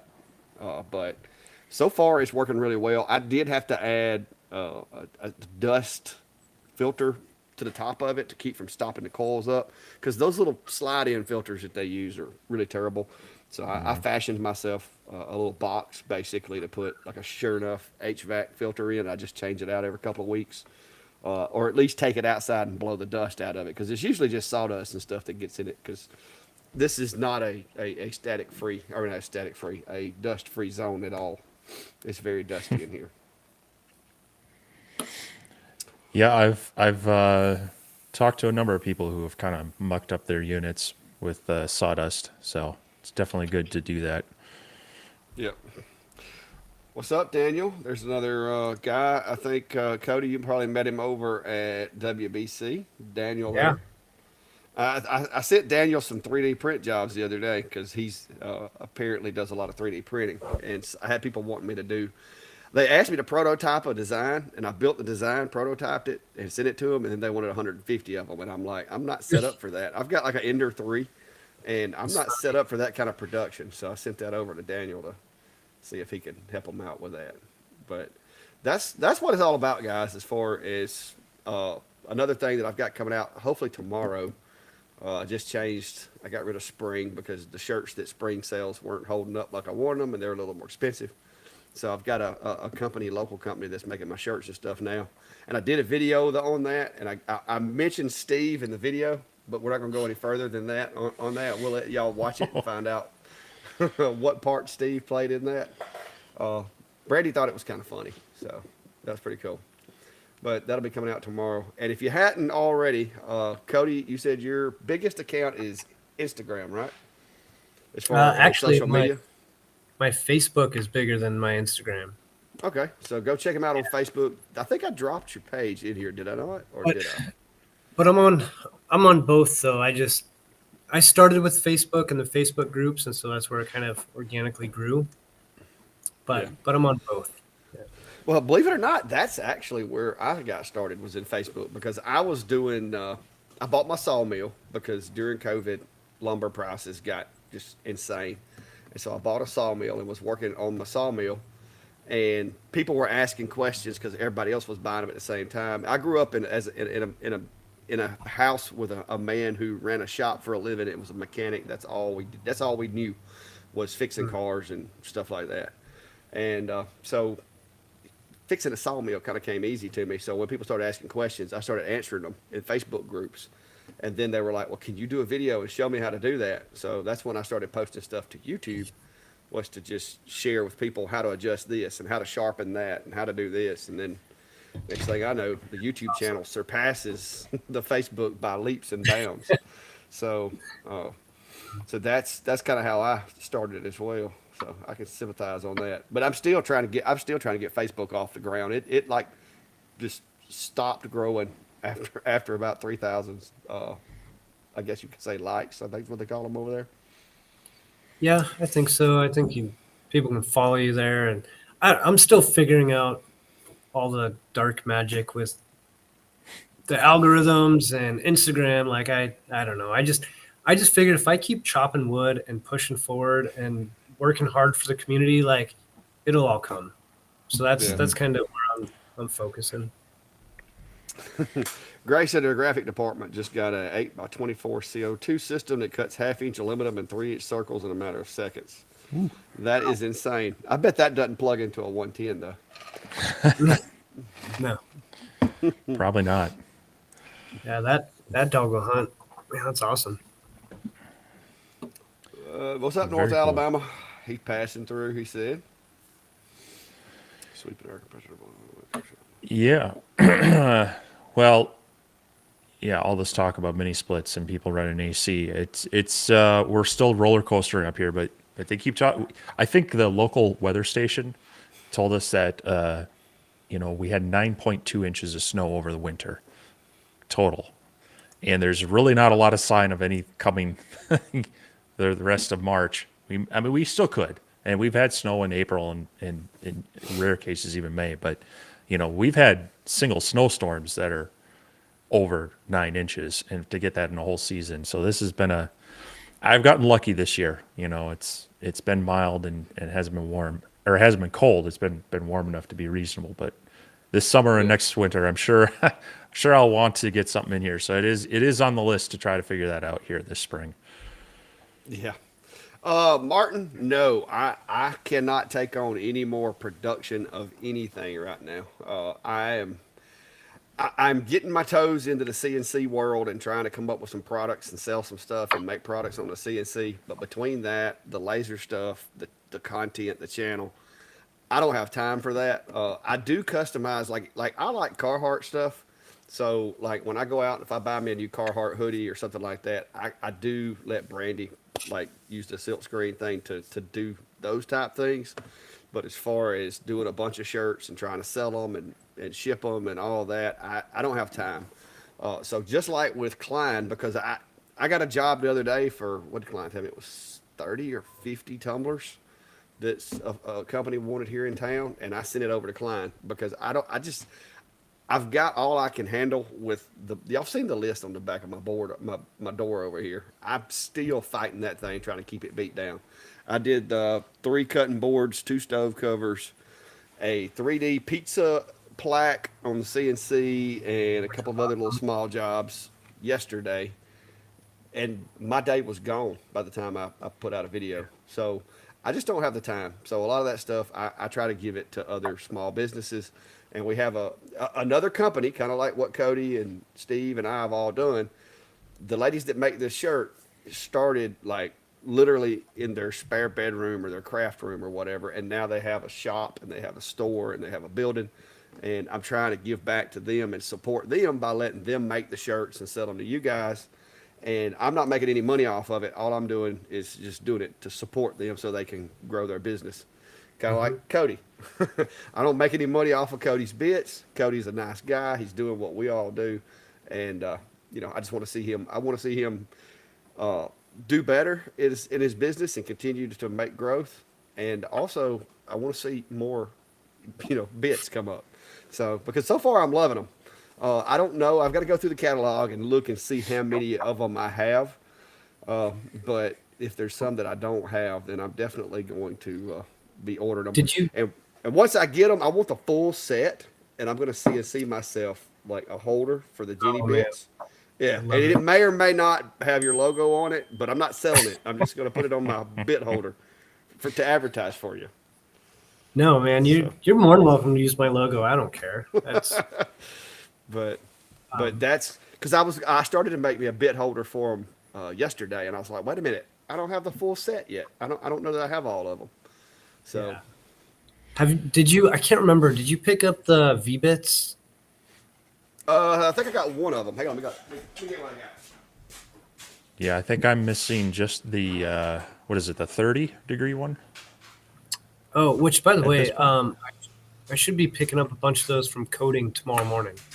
Awesome. So I've been out of stock on those 30s, but I got the bowl bit, the BC. Okay. I've got that one's in the machine. I think that's the slim Jenny. No, that's the Jenny, the 1/4 inch. I had it in there last. I've got the downtown Jenny, okay. And I've got this one is the 60-degree groovy. Yeah, I can't wait until you start using those. Do you do much ore mask? Well, I was going to tell you, I did discover that a compression bit is not great for ore mask. Well, no, you don't want the upcut. Absolutely not. No, yeah. I tried doing a sign that a job I was doing this weekend. I masked it, and man, it was looking so sweet. And then I realized, oh no, that's a compression bit. And about the time it hit my brain, Oh man. I was like, uh-oh. But yeah, the downshear bits will work really nice on your ore mask. And then those V bits, they're the world's first downshear V bit. So it should work really, really. I designed them specifically for guys who are cutting through ore mask because so many people are having problems with the ore mask lifting. Mm-hmm. And so we made a downshear V bit to help prevent. Nice. Yeah, there it is. Yeah, That's the 90 degree. Yeah. Yeah, that is very nice. This was the 60, which I think is a good compromise for V-carve signs and stuff, as long as So I will be playing with that one. But no, I was using the Genie, which the original Genie is the compression bit, right? It's down cut and up cut at the same time. Yeah. Yep. But I was using the slim Genie.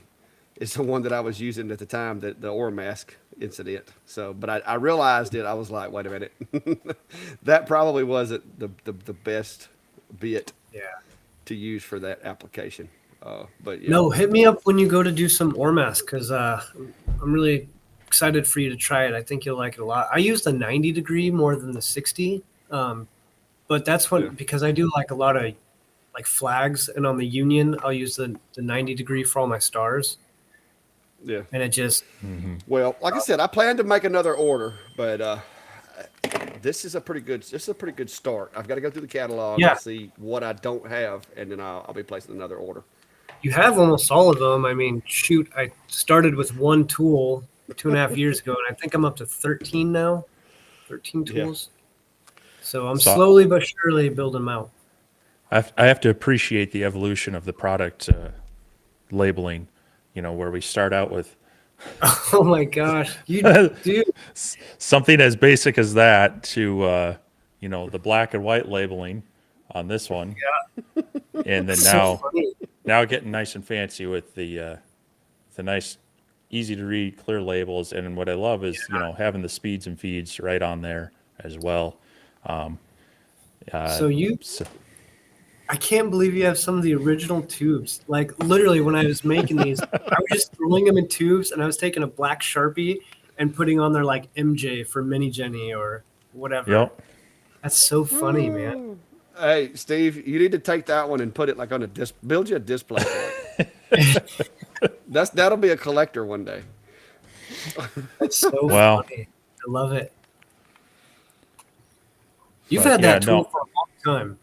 You've had that Well, and tube for that's that eighth inch one that I don't use as much, but it's nice to have. And so yeah, I have a couple of them. So here's actually this one's just blank. There's no name on that one. That one looks like the mini Jenny, Yeah.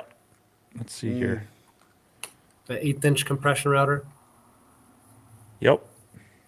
Ooh, man. This one's got a little bit of schmutz on it. I'm trying to go through these comments. We gotta go off track Oh for a gosh. minute there. Uh, Having a bit of problem with Lightbearer when I try to box something from the right so I can work with it and the box doesn't work. I'm not sure I'm following what you're trying to say. If you're trying to drag a box from the right, you're going to select everything. Just going to let you know about that. Unless you've got, I'm not following, so might need a little more information on that.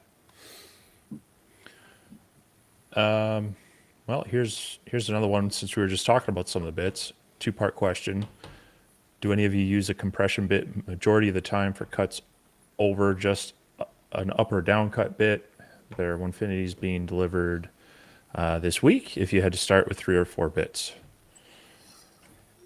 So me personally, I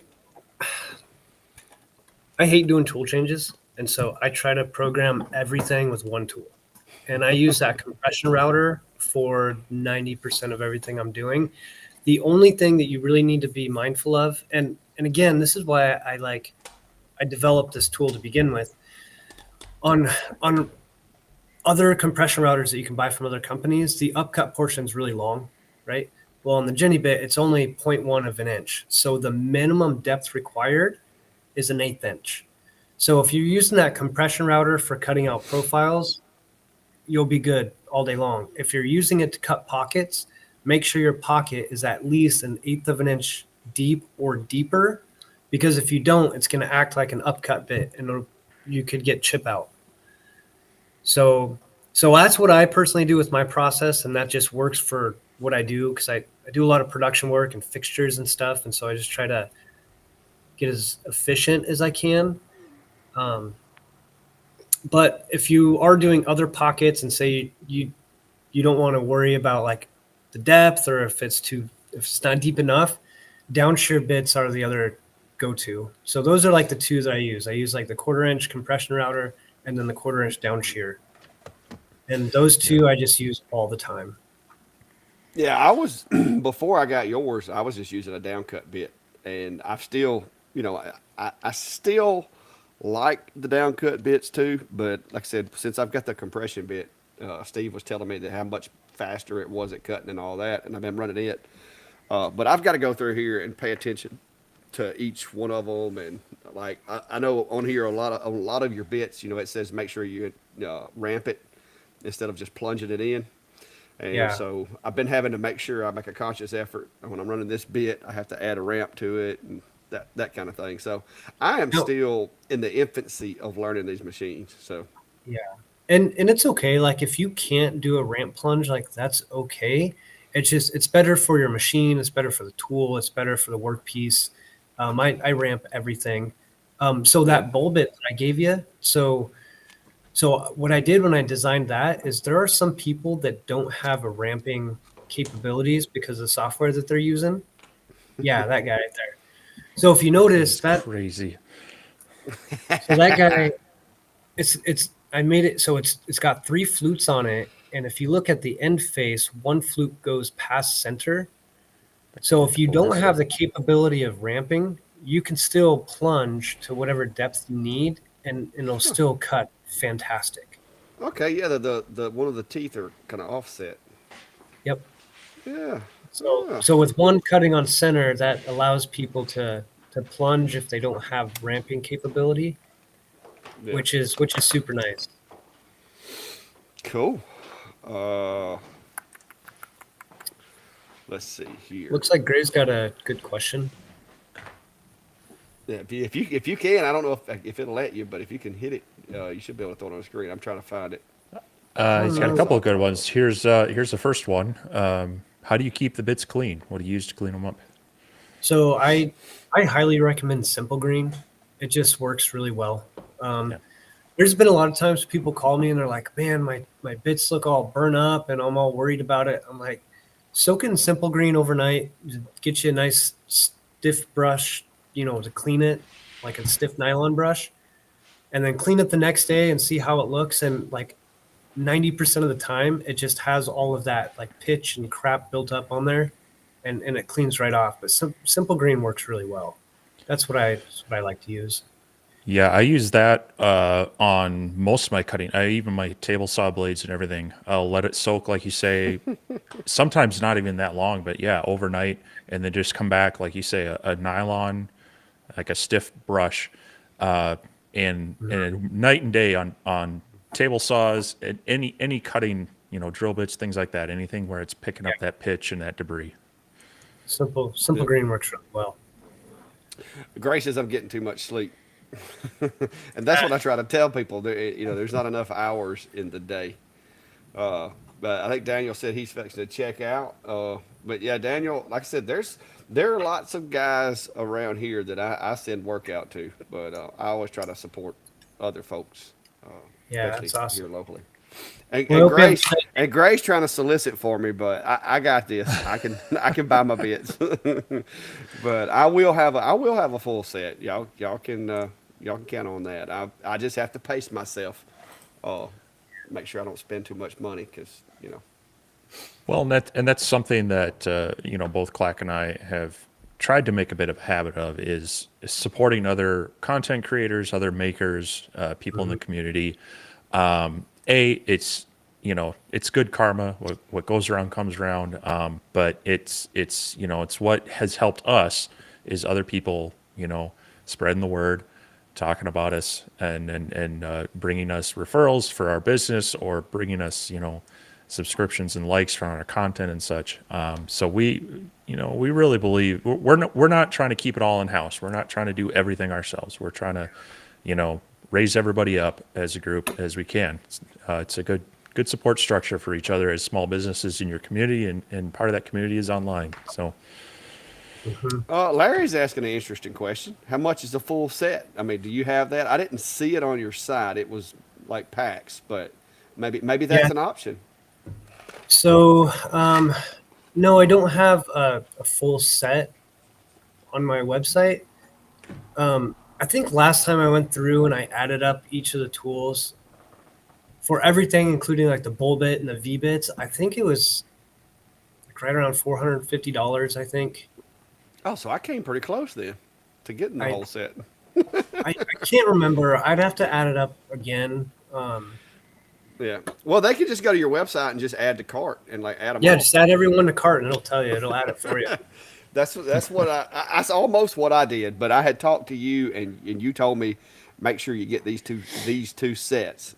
So that's what I did. I went in and got the two sets, and I think I added the bowl bit extra, if I'm not mistaken, because Yeah. Steve kept like every live. This is what Steve would do, just like he did a while ago. He does that every live, and so now I can do it back. yeah, It's well, So so great. You guys are awesome. I can't tell you how much I appreciate the support. And for me, like it's more than just like a cutting tool for me personally. I truly believe with like everything that's in me that every human being on this planet has like a God-given gift of creativity. And the fact that I get to contribute towards your gift of creating something, being a maker, like that's what really drives me, and having that sense of community, like what you were saying, we're not keeping it in house. We're learning from each other. We're growing. We're kind of growing together. Like I've never been a part of a community that is so like supportive, because it's really it's not about competition against me versus another woodworker when I'm talking to you guys in these groups. Like I'll share what I'm working on with you and like you'll get all excited. You're like, man, that's awesome. Oh, by the way, I was doing something similar and maybe you could try this next time. And it just makes us all better. And I feel like we grow together. And That's what makes it special and so unique, you know? It's Oh, awesome. yeah. Put big pics in your shop. So Yeah. wait, hang on. Put big pics on your shop wall of your journey. I should. Yeah, maybe. Yeah, I think he's talking about like maybe some of your past setups and like Steve is already right now probably in SketchUp trying to design a trophy case for his original Genie sleeve. Oh. He's probably already in SketchUp doing that as we speak. So there were a couple people. Gosh, there's like Annie. I can't think of her last name, but she's a really talented young lady that's kind of growing in the woodworking world, and like she made a whole case for all of the Jenny bits, and like several other people did on Instagram, and it was so cool just seeing that. Oh, Um, there will be one over here before you know it. Don't so be I wanted to surprised. I wanted to make a nice one out of like walnut, and then do like a laser something on the front, and use like put in some LED lights in there, and just have like I want to do a laser CNC combo. I think that'd be awesome. Mm-hmm. What do you got there? There you go. Is that unnecessary walnut? I can't. No, that's mahogany, man. Mahogany. Oh, nice. Yeah. So but so I want to keep them in the tubes. So what I was thinking was I would create recesses that the tubes would fit in, so I Mm-hmm. could leave them in the tubes because I do like protecting them, keeping the dust off of Yeah. them, and also in case something happens, I do have the speeds and feeds. So So, that was what I was thinking of doing. well, in carbide. So, okay. The company I used to work at, doing all the aerospace and defense stuff, when we were designing that tooling for like our big 5-axis machines, I use the same grade and type of carbide in the aerospace and defense industry that I use on my tools. So it's really good, high quality carbide, but carbide is susceptible to chipping. So if you take it and you put two of them in your pocket and you run around all day and there's no tubes, like you're probably going to chip your tool from just the carbide banging against each other. Yeah. So keep them in tubes. It's a good idea. And the other thing also is I wish I could just turn my computer and show you. But I have these trays. Well, here, let me grab one. Let me show you real quick.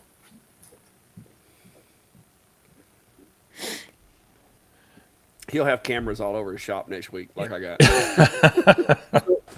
So Look when at I'm that, manufacturing the Steve. tools, Look at that. so this tray holds 156 tools, and I have them all over the shop. And they're usually sitting on my tabletop or whatever. But I can't tell you how many times I've walked by and I've caught my arm on a Jenny bit, and I'll get a big old cut right down my forearm because they're not protected and they're all just sticking up in the trays. And so keeping them protected is probably a really good idea. I was gonna For say your- if you run around with a couple of those in your pocket all day, you're probably gonna wear a hole in your pocket and or your leg. I can see Yeah. they're a little sharp. Yeah, that might be a good place to maybe like have a I don't know, a cloth or maybe a piece of something to lay over top of that, because that would be pretty bad if you was to fall on that. Yeah, if you're walking by, you can catch an elbow if you're not careful and cut yourself. But Mm-hmm. All right, Yeah. so here's your question, Cody. Is there a preference on masking, proper masking, or something like blue painter's tape? so a lot of people use the Oramask, and I believe Oramask is the actual name of the brand, right? There's definitely a procedure that you want to do. So, and this goes back to anything, right? When you're setting up your machine, the better your setup is, the better results you're going to have, right? Well, when you're doing ore mask and you're doing a V carving, the better that you adhere your ore mask to your material, the more likely you'll having really good results. And I know a lot of people, they'll actually go in there and they'll prep their material, they'll sand it down with like 220 sandpaper, and then get all of the dust off there and get it as super clean as you can.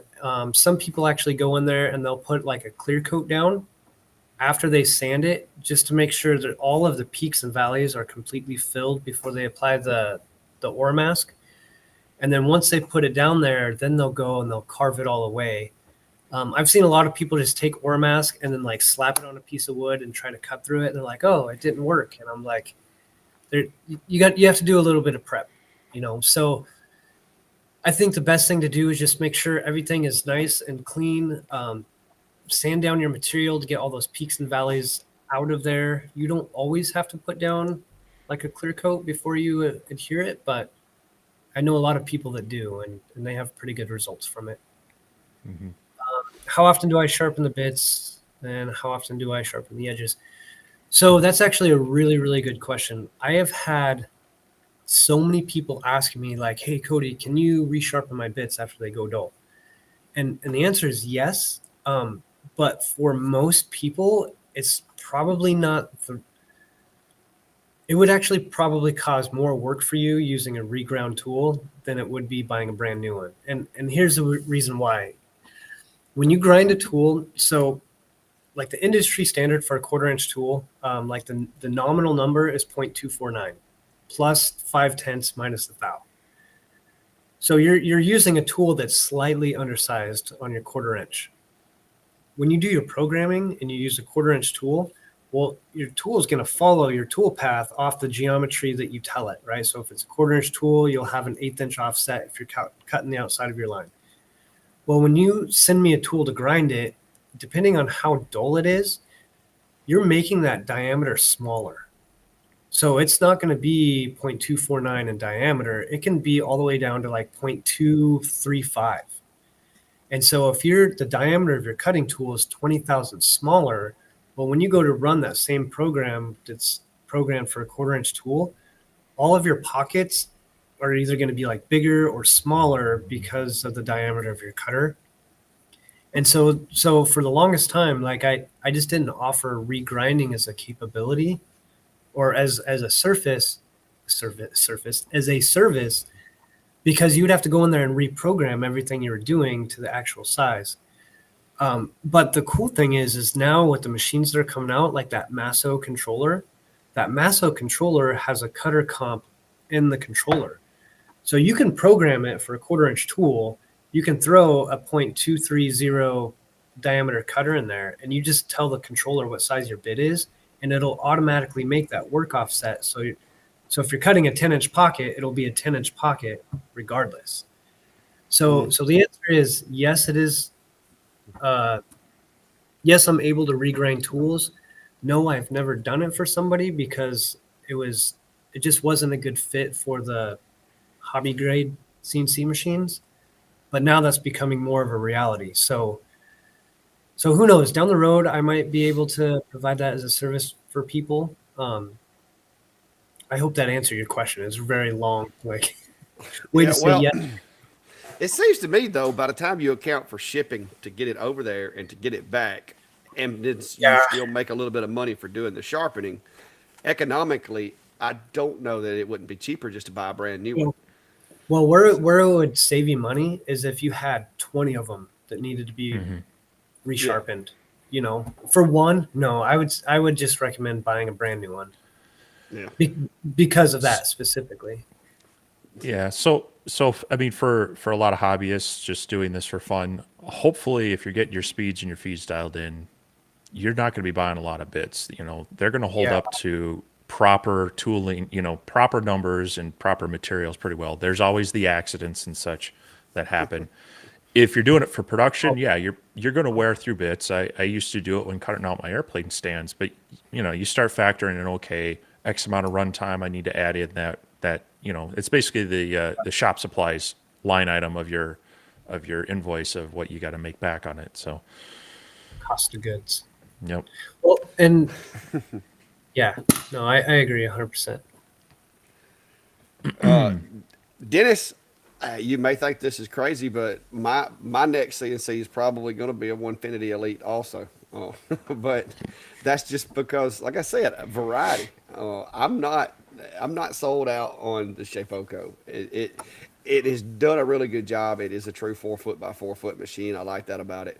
I've looked at the Onefinities a lot over at WBC, and if I get me a bigger shop, to where I can put 2 machines in it, then that definitely is something that I plan to do, is get myself one of the Elites and stick it over there, because there are things that, like what you're talking about with the controller, that you can accommodate for different bit sizes and stuff. There are things that it offers that this machine doesn't. But for what I wanted, economically speaking, I'm very pleased with the decision and the purchase that I've made, because it has opened up a lot of possibilities. And the way that I've got my table put together, like because there were actually a couple of YouTube videos that almost turned me against both Onefinity and Shapeoko. And me and Steve had this conversation.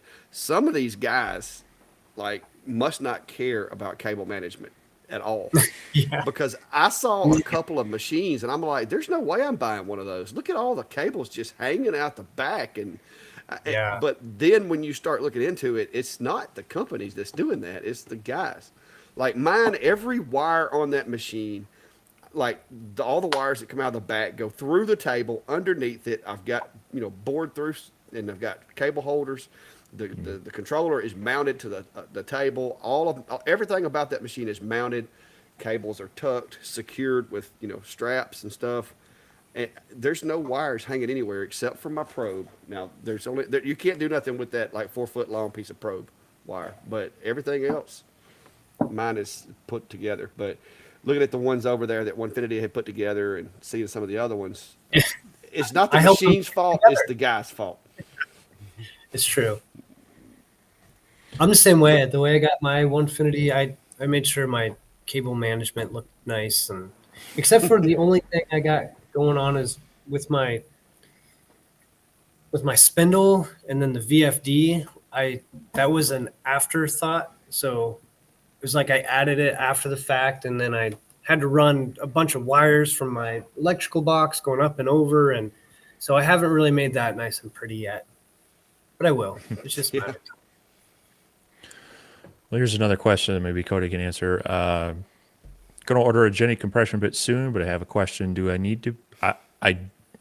Will be doing a lot of detail work with acrylic inlays, so will I need an 1/8 inch or smaller for small detail? For doing acrylic, I don't know that a compression router would be the best tool. You really want to look at getting like a single flute, like O-flute cutter, because you want to get those chips up and out as fast as you can, because you don't want to remelt the chips, right? Mm-hmm. So, and then with the compression router, like the upcut portion will get your chips up and out, but as soon as you engage the down shear, there's a chance you'd just be recutting it again. So I would maybe look at getting some 1/8 inch O-flute bits for your process, or anything that's upcut. Just get those chips up and out. Yeah, I've played with a bit of acrylic cutting. Actually, back on that original machine I showed the picture of earlier, I was cutting out some acrylic pieces, and definitely it was a balance, because we were using a standard. I think it was a 2-flute bit, and it was definitely a balance between getting chips and not melting, and because sometimes you just can't run that 2-flute slow enough that you're not creating too much heat off of it. So yeah. And I've had some people tell me they've used my tools on acrylic, and they were just in a pinch and they didn't have anything else, and so they used it, and they said it worked, good for them. But I don't know that I would recommend my tool for that. I would maybe talk to IDC Woodcraft or one of those guys that make them, because I don't make any of the O-flute bits yet. But that would probably save you a lot of time and money going that route. Yeah. Will there be a 16th Jenny compression bit? Probably not a compression router. That's pretty small. That's a pretty small cutter. Even right now, I'm assuming he meant 1/16, not 1/6. That's what I assume too. Yeah. No, I plan on making some 1/16 like down shears and maybe some 1/16 upcut bits in the future. But they're just so small, and I can just see people breaking them by looking at them sideways. But there's a lot of people asking me for them. So I know that I'll definitely be working on some of those, but probably not a compression router, because you gotta Yeah. You got to think, I got to get a grinding wheel that's small enough to cut those flutes, and to do a 1/16 compression router. I just don't know that I'd be tooled up for that. I don't know, 2-inch carve project. So okay, Cody, which bit in your line would be the best for hogging out a 2-inch carve project? So I have an extended reach upcut bit that I developed specifically for 2-inch thick material. It works really, really well. As a matter of fact, I don't know if you guys saw it, but Izzy Swan actually took that bit and tried breaking it. Did you see that? Mm-hmm. So Izzy, anytime he gets new tools, he always like buys 2 or 3, and the first couple he'll break them, see how fast he can push it, and then on the last one he'll dial it in for cut quality. Well, he was using that 2-inch extended reach upcut bit because it's longer and it's going to be more prone to tool deflection, so it could break. And he got up to like 600 inches a minute, full depth of cut on 1/2-inch Baltic birch ply over 4 feet, and the bit didn't break. And he was like flipping out. It was so funny. And of course, I'm like all super nervous watching him run my tools and posting on Instagram. But that's what I would recommend for doing 2-inch material, because it'll give you the reach you need, and then with it being an upcut bit, you'll get the chips up and out. So that's what Gray's asking another one here. There's a lot of CNC questions now. I've seen a few folks commenting on the lasers. And guys, we haven't quit on lasers, but obviously, when you got like a guy that makes CNC tools on your show, that's kind of where the emphasis is going to fall tonight. So hopefully you're getting something out of it. I know a lot of guys because, whoa, what just happened? What happened with Steve? Steve's cheesing. Oh my goodness. Can you guys still hear me? Yeah, I can hear you. All right. Yeah, Yeah. and My Streamlabs just crashed, so my webcam crashed. Hey, it's a good pose. It's a really good pose. You're grinning from ear to ear. That's great. So, But yeah, like I said, I know because when we have our shows, a lot of times, guys, it seems like it's an easy crossover because the CNCs. I mean, technically lasers and what we call the CNCs are they're all CNCs, but it's just a different cutting apparatus. Even 3D printers technically is a CNC. yes. And it's a lot of the guys that do laser stuff also do, the spindle CNCs, also do 3D printing, and it's like just the world of the robots. So, like I said, with Cody, after getting to talk to Cody and hearing his story about his business and everything, I felt like it would be something that you guys would be interested in because, like I said, a lot of us are, scratching to try to build a name for our business and try to figure out where we fit and how to sell the products and stuff like that. But obviously, the takeaways that I've got tonight is that Cody basically found a need to produce tools that, would suit people like us that, don't have the money for the $10,000, $20,000 CNC, but want to try to push the limits of the machine. It's kind of like, if you buy a mediocre rifle and you get the right ammo, then you get a lot more accuracy. It's kind of the same thing. Instead of having to buy the really, really expensive machines, with Cody's designs and stuff like that, it innovates it to the point to where you can get similar results in just buying a little bit different tool. And like I said, I can't speak to other machines, but I know the 5 Pro so far really loves the 2 or 3 that I've ran so far. I do want to do a bowl. I've never really wanted to do a bowl or do anything like a bowl, but well, you can. I know that's going to happen. So you've made and this would catch-all actually trays, make right? I was fixing to say this would actually what I was looking at the other day was on my cutting boards. I've got to order for a really big cutting board, and I was thinking this would make a really nice Juice groove. the groove around it for catching, and it would only take like a couple of passes probably to get it really deep and really round. So that was one of the things that I thought about with it. Well, one thing to keep in mind with that tool is it has an 1/8-inch flat bottom, so it's not a full radius. Yeah. So your juice grooves, you'll have a nice radius on there, and then you'll have a flat bottom towards the bottom of your your carve. Yeah. So if you're looking for a full radius on there, I probably wouldn't use that tool. Yeah. I'll play with it and figure out what I can get to do. Yeah. So just know I don't want you to work really hard on this cutting board and then you cut it. Hey, hey, I have become the master of looking at it and going, "Ooh, all right, you know what? I think it needs to go down about another millimeter or so," because I have had to fix a couple of projects because it, like you said, sometimes I've learned that if it's the last cut on a design, I need to increase my overlap, or if it's just a clearing pass, I need to decrease the overlap. I'm having to make conscious effort when I'm designing these files to put that in there, and sometimes I forget, and I look at it and I'm like, wow, I'm gonna be sanding a lot down in that hole, and so I'll go back and be like, you know what, let's take a couple more thousandths off of that and smooth it up, and I'll set the overlap to where it winds up looking like you sanded it with 220 by the time you get done. In the big machine shops, they call that a spring pass. I'll just give it a spring pass.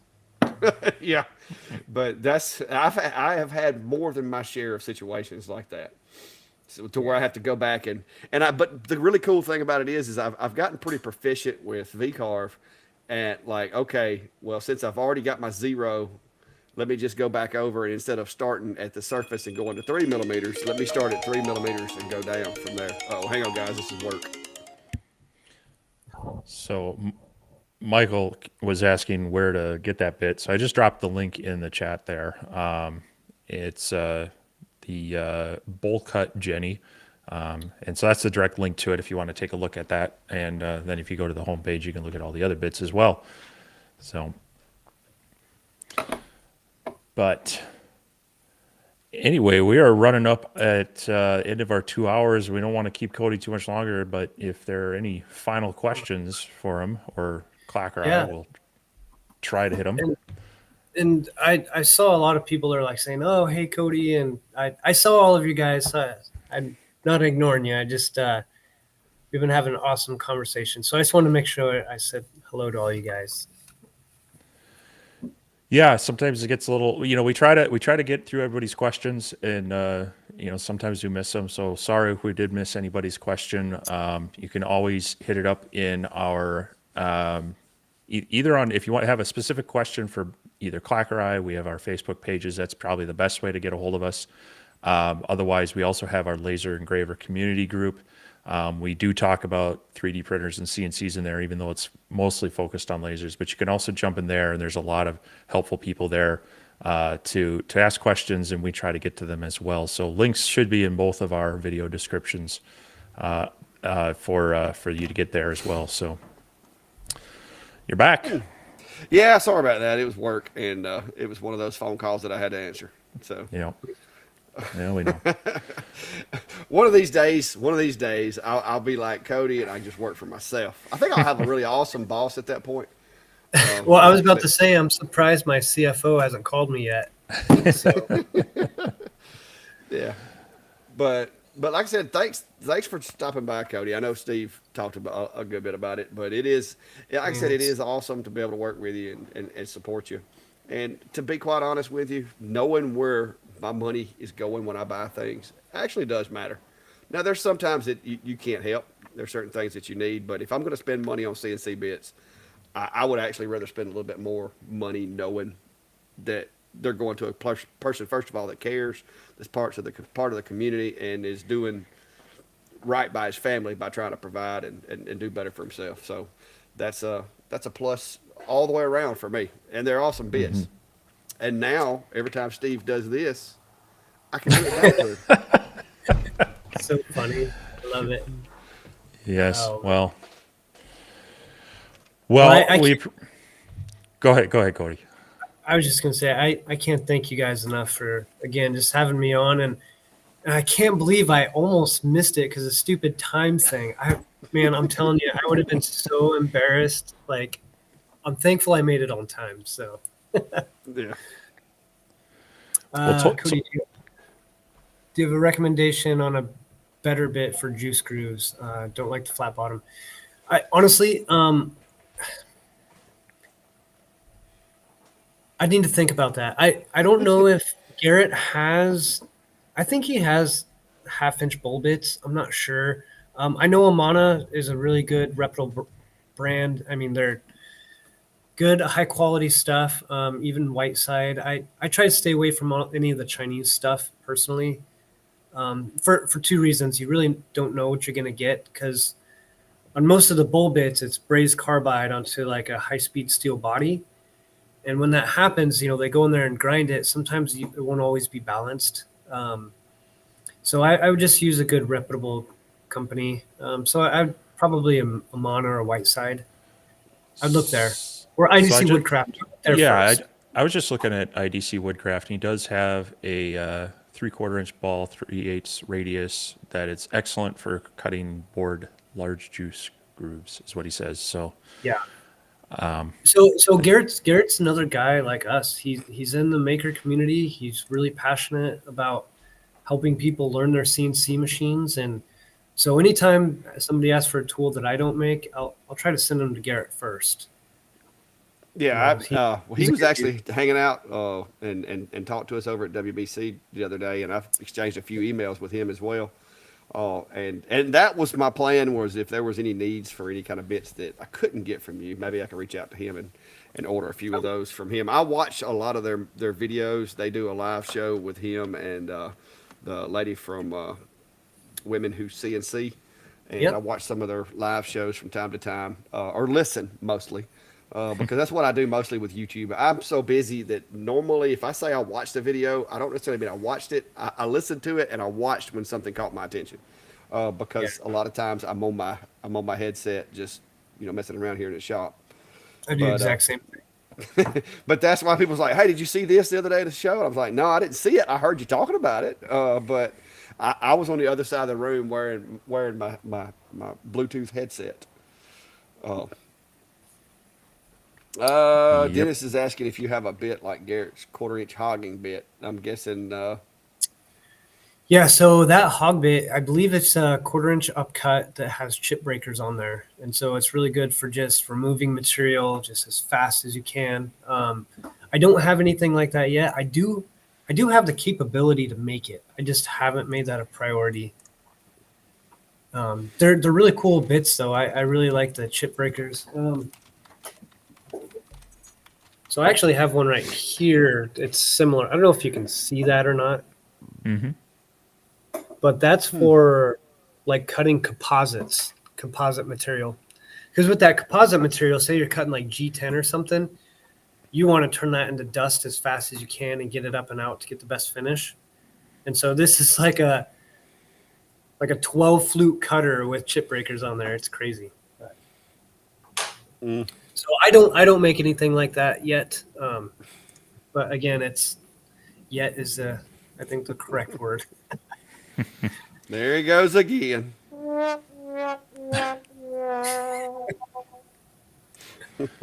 Oh, he Uh, stays on me. Yeah, he Oh, does. I can't believe he hadn't laid into Klein yet. Klein's been in here, and he's like Klein's #1 fan.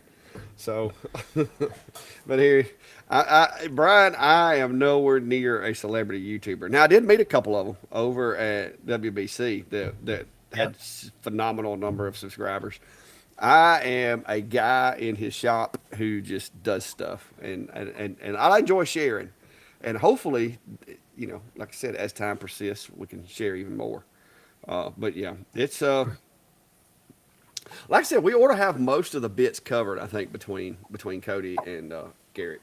Like I said, I've been Hmm. emailing with him a few times since I basically just reached out to him after WBC and told him it was nice meeting him or whatever. We've exchanged a few emails. I've watched a couple of his videos about how he uses basically his CNC as therapy, which kind of resonates with me because that's one of the main reasons I got into doing woodworking. Is this that's like I tell people all the time.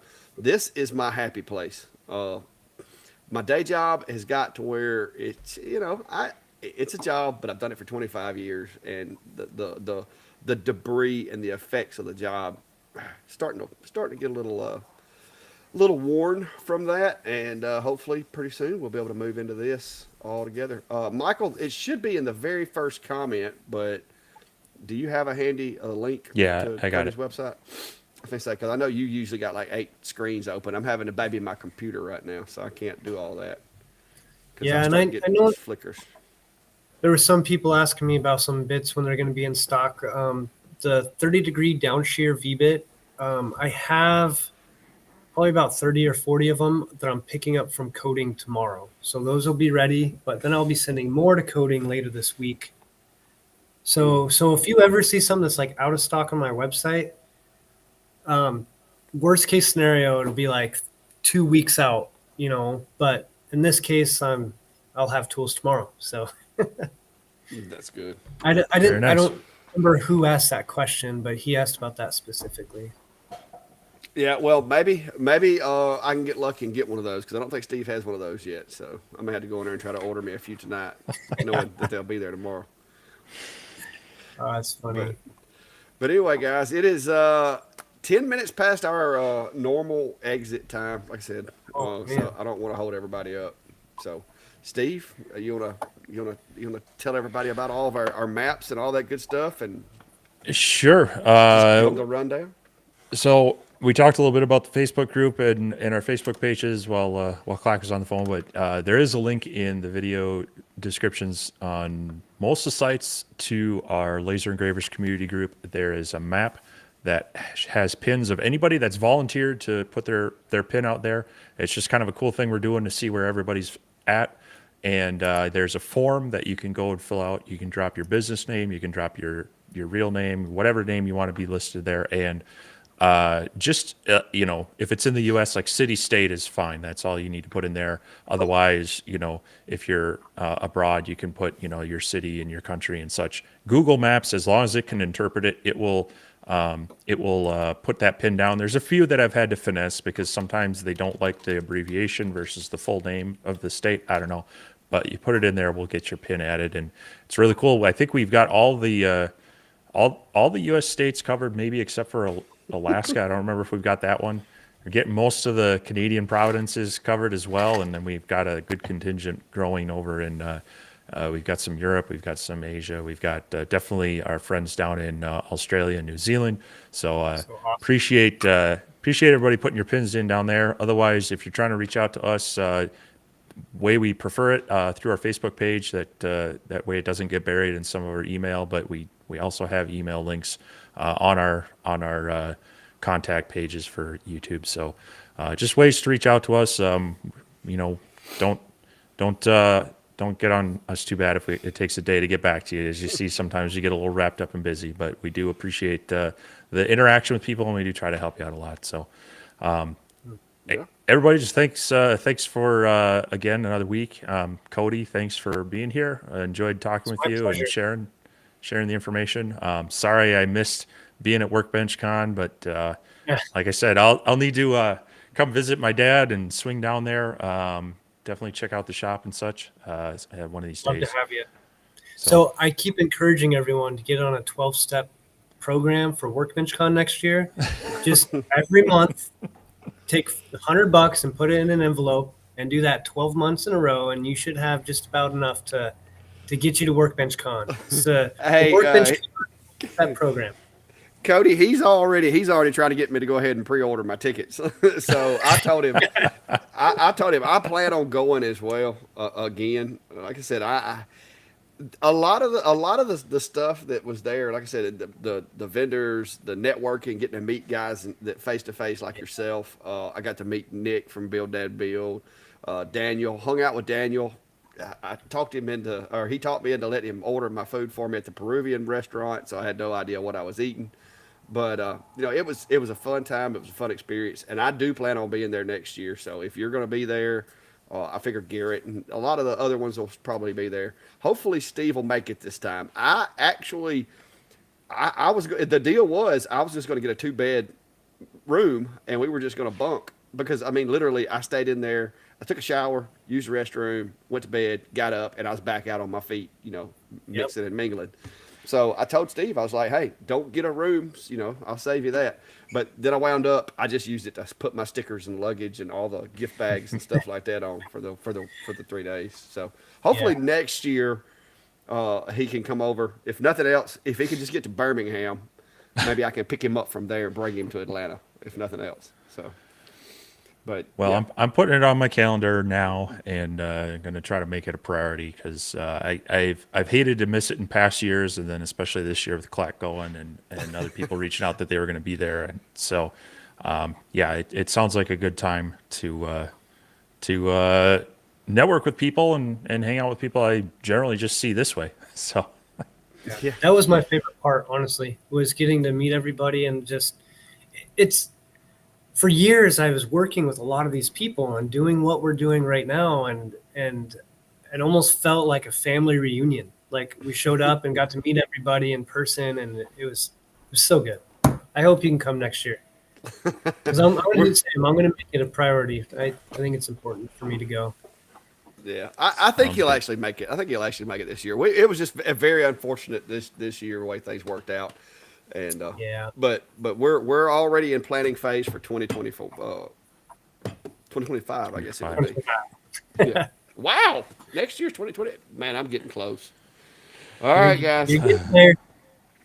Hey, October the 1st of 2025, I will technically be eligible to retire with my pension. Whether I do or not, who knows? But I'll be eligible, and that is a big victory in my book. So, but thanks you for coming, Cody, and all Yeah, the rest of you thank guys. you We'll guys. see y'all. We'll see y'all next week. If you have anybody that you'd like to see on the show or know of anybody, then like I said, I guess you're our first guest ever. Really? So yeah, we Oh my appreciate you God. coming and hanging out with us. Nobody ever wants to come hang out with us Well, except for their viewers. So what a huge blessing it is to one be here, but to be your very first guest. I'm honored. that's right. Yeah.